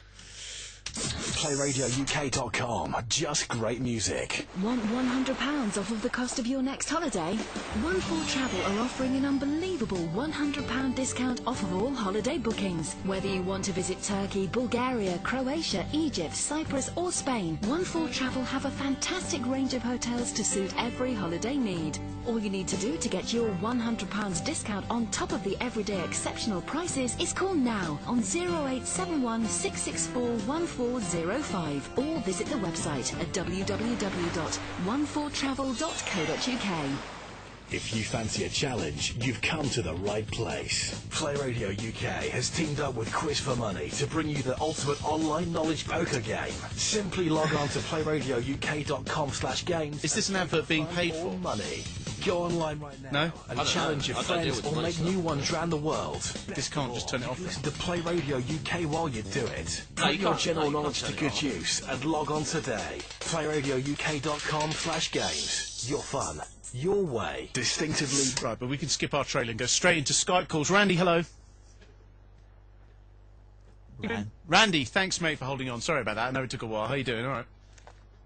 Yeah, not too bad. I just thought I'd come on and slag off the Westboro Baptist Church as that call with that Australian chap got right under my skin and made me want to go out and punch a small dog in the face. Randy, my rotund friend, how are you? Randy's hello, my Matt. favourite Sorry glue about sniffer. insulting you earlier. That's all right. I didn't mean to. It came out wrong. Although I'm not sure how. It always comes out wrong, doesn't it, Randy? It's a problem, isn't it?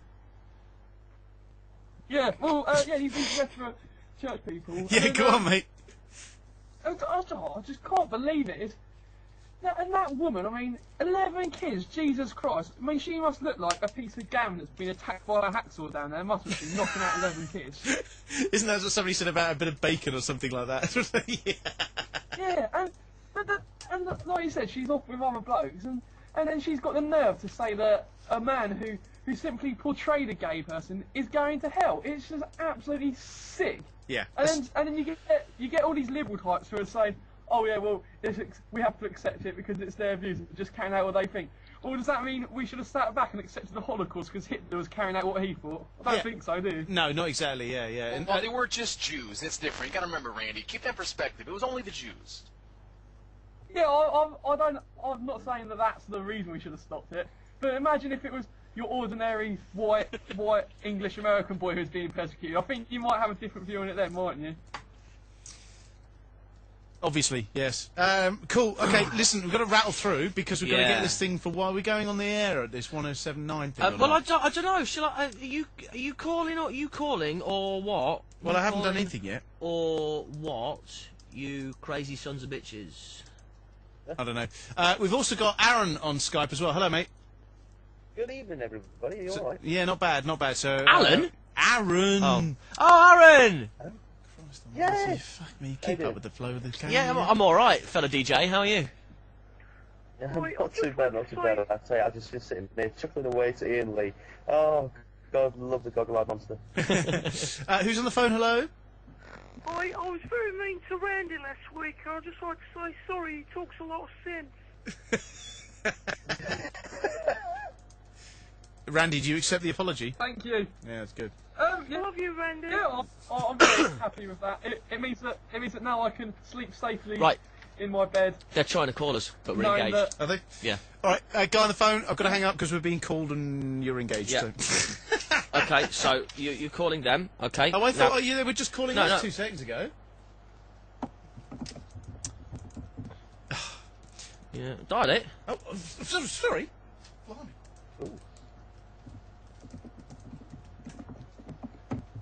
Right, come on, Stu. Right, okay, who's on Skype? Randy? Oh, you got Aaron. Randy and Joe? Or Randy, no, Aaron, right. Joe, they're all no, over. no swearing, guys. Right, turn I'm going to fade the computer. Skype guys down Yeah, for yeah. a second, all right? So. Call them the other channel? Hello? Hello? Hello, who's that? It's Laura, is that Matt? Hello again, Laura. Yes, it is. Brilliant. I just put you on to Anna. Matt, how you doing? Anna! Hello, my love. Hello? Yeah, I'm good. Long time no speak. Absolutely. I think- You're doing a chat show. Yeah, we do a 3-hour chat show on a Sunday night on playradiouk.com now, yeah. Awesome. Where's that based? Oh, West Sussex. You know you're live on air at the minute, and this is a pretty boring conversation for live on air. Am I live on air? You are live on air, yeah. Sorry, I'll tell you a joke. No, I won't tell you a joke. Well, you can tell us a joke if you like. If it's shit, we're going to tell you. Oh, you're swearing on air, Matt. Yeah, we can swear on air, yeah. No, we can't.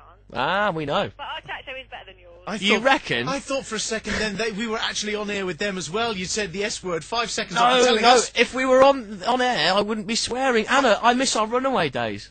I was in love with you during the runaway. You do realise that? You were in love with me. Yeah. Wow. I know. Wow. You ran away from me. Was I it know. his- And just think, for a whole 10 minutes, no one knew who I was. Was it his devilishly good looks or his personality?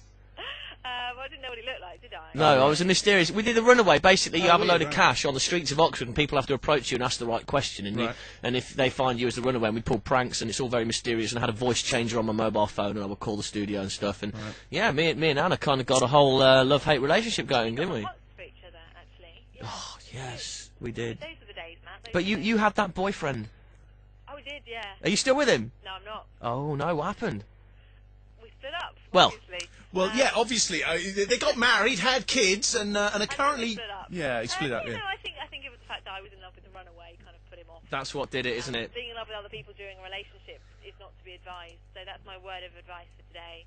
Really? Just don't do it. Yeah. You're talking babies tonight, aren't you? We are talking babies. On your girls' talk show on FM 107.9. I like making babies. That's Polish Joe. He's our resident sexist, bark like a dog female lover. American. Brilliant. I find that conception works. I don't know. Hang on, fade Joe out, and we'll just. Like a dog. Yeah, that's brilliant. Thank you, Joe. Just I don't mean to be rude, Joe. What did you say, Anna? Are you going to come onto our show and have a chat to us? Yeah. Do I talk about what I was talking about with Laura? Well, what we'd like to do, we've just decided to have a party. Right. To find a boyfriend, you see. Okay. And what we'd like you to do is say that you're going to come to our party. Oh, I see. You're using me and abusing me. No. This is a plant We want you to come to our party. Okay. So, is that alright? Yeah, that's fine. Yeah. Well, you put us to air. You lead the conversation. I'll go wherever you want to go, and I won't swear. Fantastic. So basically what I'd like to do is say, Matt, how's it going? And then I want you to say, can I come to your party? Yeah, that's perfectly fine. Wow, you are screening me something rotten tonight, aren't you?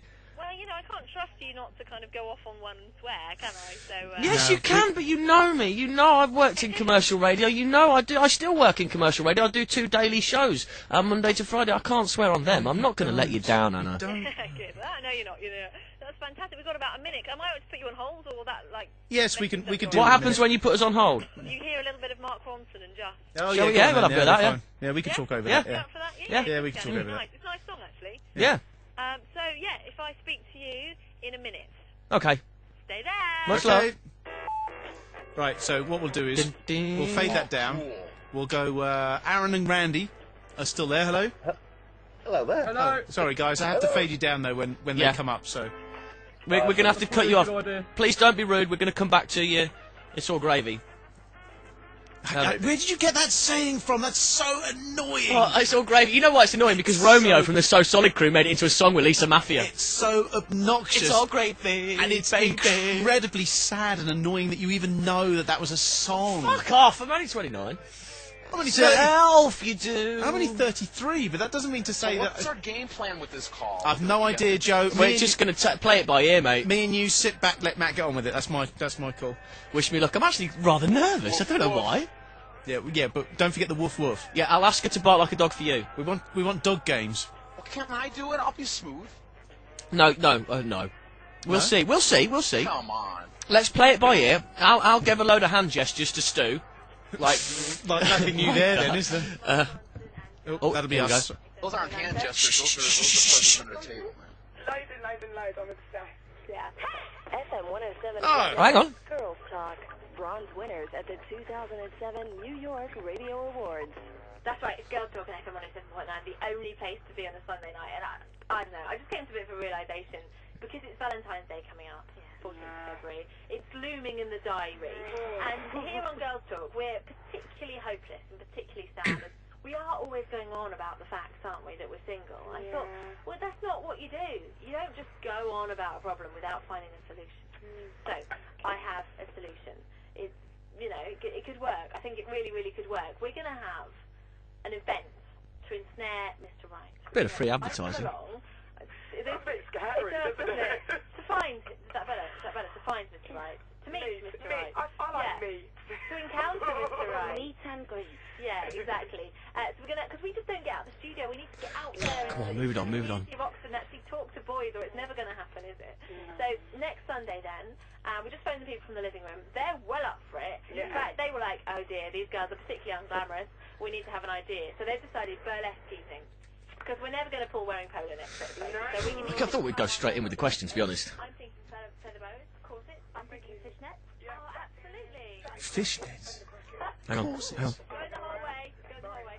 We're also going to have like DJs and stuff, and we're going to have models wearing lingerie, because you can do that all, you know, entice the men along. So that'll be good. And we'll do the show live from the event.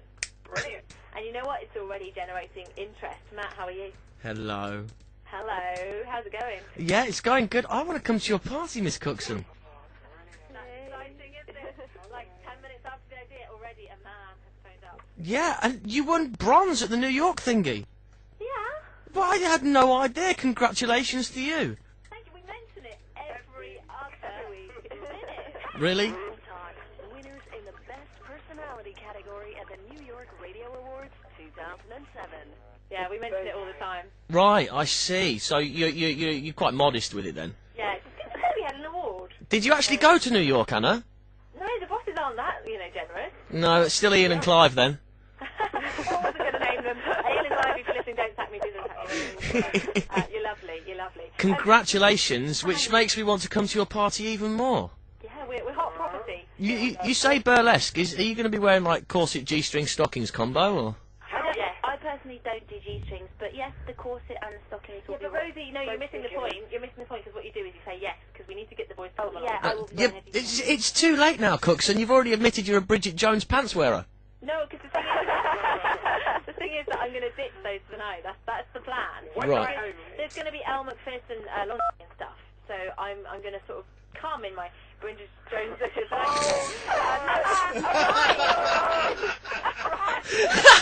And they told us not to swear. They did. I didn't swear.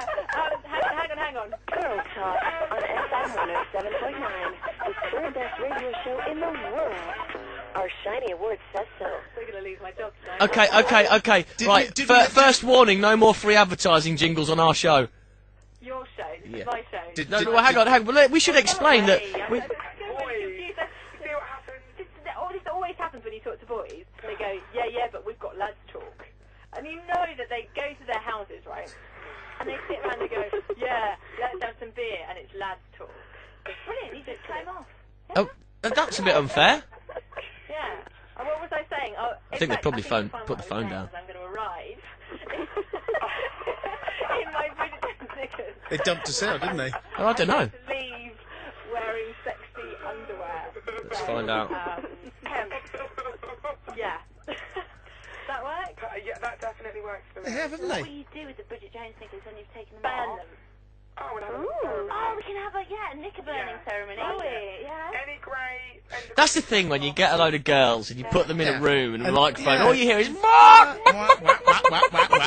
yabba, yabba, yabba, yabba, yabba. Hence the yenta. I'm not having periods anyway. Oh God, no! Yeah, let's give it that. We got. I can't believe too much. I can't believe TMI, too much she mentioned about coming in her knickers, and we got cut off. That's charming, isn't it? Yeah, no, they obviously. And you They were obviously. worried about me with the dog barking. Tell me. Hello, mate. Hello, I've exactly forgot what I wanted to say. What did you used to say? What's the post office's catchphrase? Say it ain't so, Joe, please. Say it ain't so. Yeah, thanks, Chris. That's great. Thanks, mate. Yeah. Yeah, that's brilliant. Hang on. Andrew, hello. Have we still got Aaron and Randy? Yeah. Now I'm waiting for Andrew to say something. Oh, he's going to get cut off. Oh, he's getting cut off. Can't keep ringing. He keeps So ringing. can we send him a bill for all that advertisement time they just got on our show? Yeah, do you know what? I'm quite disappointed we got cut off. What do you reckon, Randy? Not only cut off, but they advertised on our show. Yeah. Anybody? I reckon we ring back up. Is Skype working Yeah, at I'm all? still here. I reckon we ring them back up and say the word fuck. No, I think that's disgusting. Oh. Why I that? think they were being Hitlers. I'll do it. What did we get? What did we get dumped for? Because they obviously thought they were being slightly more clever than we are. Is that what they said? Because it's No, easier to they're not listen saying- to they're our not show saying and imitate anything. it than to be a part of our show. I said, have you dumped our call? Periods. EU. That's it. They're not talking back now. So they obviously think they've got some sort of upper hand because they had a pop at lads doing a show and talking about this, that, and the other. Oh. So, and when we originally spoke to them, it was like before 9 o'clock, and they asked us to call it 20 to 10. So they've obviously planned this whole thing out, Yes. thinking it's that disgusting, oh isn't wow, it? we are so clever, and missing completely the point of talk radio, Yeah. where you talk. Yeah. So as clever as they might think they are actually kind of fuck themselves in the arse I because it's just a talk say- show that you're not allowed to Right, talk well, on. in which case, then let's go on a fucking rant about Yes, it. rant! How No, dare? our caller. How dare They're we? crazy enough. How dare they interrupt us by coming on and inviting us to call up and have a conversation, blokes versus women, on a girl talk fucking. Let's face it, it was a little bit shit, wasn't it, listener? It was a little Right? bit shit. Yeah, girls talk. How did it win a was bronze too award? I yenta. have no idea. Hang on. Super yenta. Fuck! Dude.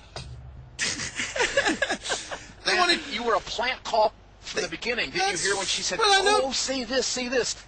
I know She this a didn't bit. care that it was play radio calling. She She didn't care it was- was us. I'm you were sorry. a plant from the beginning. I'm sorry, but that was absolutely bloody annoying to be used in such a way where they think, let's get these boys. It wasn't even blokes. I mean, you know, it's boys. It was like, Look, it's 4 boys. we're still 12. Right? I Now, think tell there's you. only one consolation we can take from that, and that is that when they finish the show, they've got to go home and do their ironing, their cleaning, because we Yeah. can go in the pub, drink beer, and shoot things, because we are men. That's bloody right, mate, because we are blokes. Well, if that's the attitude, I don't want to talk to him again. No, it's fine. But what you guys are missing the point, right? Is you don't get wound up by these kinds of things, No, right? I'm not. Because I'm going on a rant because we got treated like wankers. No, we didn't. We didn't. What we have just done is proved to everybody else what a crock of shit commercial radio is. Yeah, I know. And that we can actually do things that nobody else can do. Do you know what it was? I know what it was. Do you know? I'll tell you the reason why we got cut off. Then, Yeah. is because she said something, they all laughed, and I said, "Oh, hang on a minute. I thought we weren't allowed to swear, right?" Which I was basically then shit highlighting herself, hasn't because she she? realised was what she said about coming in her knickers. Yeah. And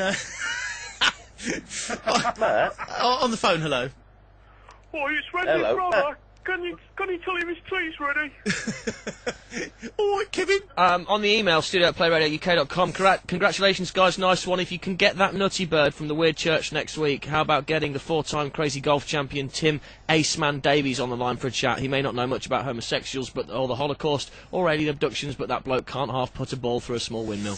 Good. Darcy. Excellent. Well, what we're going to do is probably not be here next week by the sounds of things, according to the management there. So, so we'll try and organise Shirley for the week after, which will be fine if everybody's okay with that. So I'm that all right means with many other UK shows next week will suck because they will not be ripping us off. No, we will be doing best of next week. Well, maybe not. I don't know. Oh, so they'll be. Maybe we do next week to get this woman on the phone, and then we have a break the week after. Because we should get that one on the phone.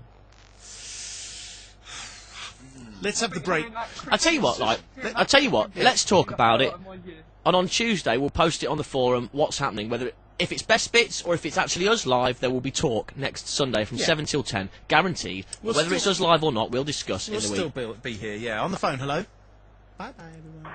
If you can't picture like Brad Pitt and Colin Farrell fucking each other in the ass, laughing your ass off, you're not paying attention. Brokeback Mountain was the funniest fucking movie I've ever seen in my entire life. That doesn't make me a bad person. I'm sorry, you're wrong. I mean, Talladega Nights was pretty funny. Brokeback Mountain was a lot funnier. They paid straight guys to make out. They fucking make out for real. And you don't expect it. Like, I expected they were going to cut away, or they would be in a tent, it would be dark, and there would be like a lot of blurry camera. No, they show you. Broad daylight, these dudes make out. And right before they make out, it's exactly like when you know for sure you're going to see a car accident. You know how when you realize this guy, that you see that guy, and he's, and time just slows down to a creep. Yeah. I only cut it off because we've only got like 2 100 minutes seconds left. I want to leave you this thought for next week. I looked into anal bleaching and what it would cost and what you would do, and actually found vaginal bleaching. And I'd like you to think about what vaginal bleaching is and why women might have it. We'll discuss that next week or the week after. It'd be good. Let me just try and take this very quickly. Vicky, hello. Hello. Hello. Hang on just a second. On the phone. Hello. Bye-bye, everyone. Bye-bye, everyone. Bye-bye. Hello, Vicky on Skype. Vicky, we've got like 30 seconds. How can I help you? What you would do, and actually found vaginal bleaching. Yeah. On the phone. Hello. Oh, goodbye, little fairies. I'm leaving at the double. Bye-bye. I'd like to stay for one more day, but I've had a bit of trouble. Hello. Right. Hello, Vicky. I'm just trying to give you some advice. Hello. Vicky, you need to turn your media player down. I can't turn it down. Oh. I can't hear you. Oh. Hello. Women. Hello. All right, Vicky, we've got to go because we've got 10 seconds. What's up? Quickly. No, that'll be off then. Okay. Thank you anyway, Vicky. Nice try. Randy, Aaron, thank you very much on the phone, on the Skype there. I'm going to cut you guys off as well. Everybody. Cheers, Take Joe. care. We're off to phone Ian Lee. We've already spoken to him. Do we need to phone him again? No, I want to be on his fucking show. Oh, you have to be careful, haven't you? I'll just pretend I put a quid in. That's it from us then. We might or might not be here next week. At least there will be something here next week. There will be. Thank you for all your support, guys. Thank you to everybody who's called in tonight. It's been brilliant. Thought of a better result. We will definitely be back in some form or another next week. OnTheWireless.net for the chat room, TommyBoyShrine.co.uk, MickYNWA, Screen.tv, it was MickYNWA.com. Yeah. Duncan Barkis, City Talk, 10 o'clock tomorrow And morning. it's £17 this week, so that's 32 altogether for my swear box. We've overrun it by 5 seconds now. That's all right. Well, why don't we overrun Duncan Barkis, City Talk, tomorrow morning, starts his new 5-day-a-week Good show luck, Duncan. in Liverpool. Good luck to you, mate. Yep. Cheers, Joe. Talk to you next week. All right, mate? Good night. Bye-bye. Play Radio Network cordially invites you to get yourself online right now.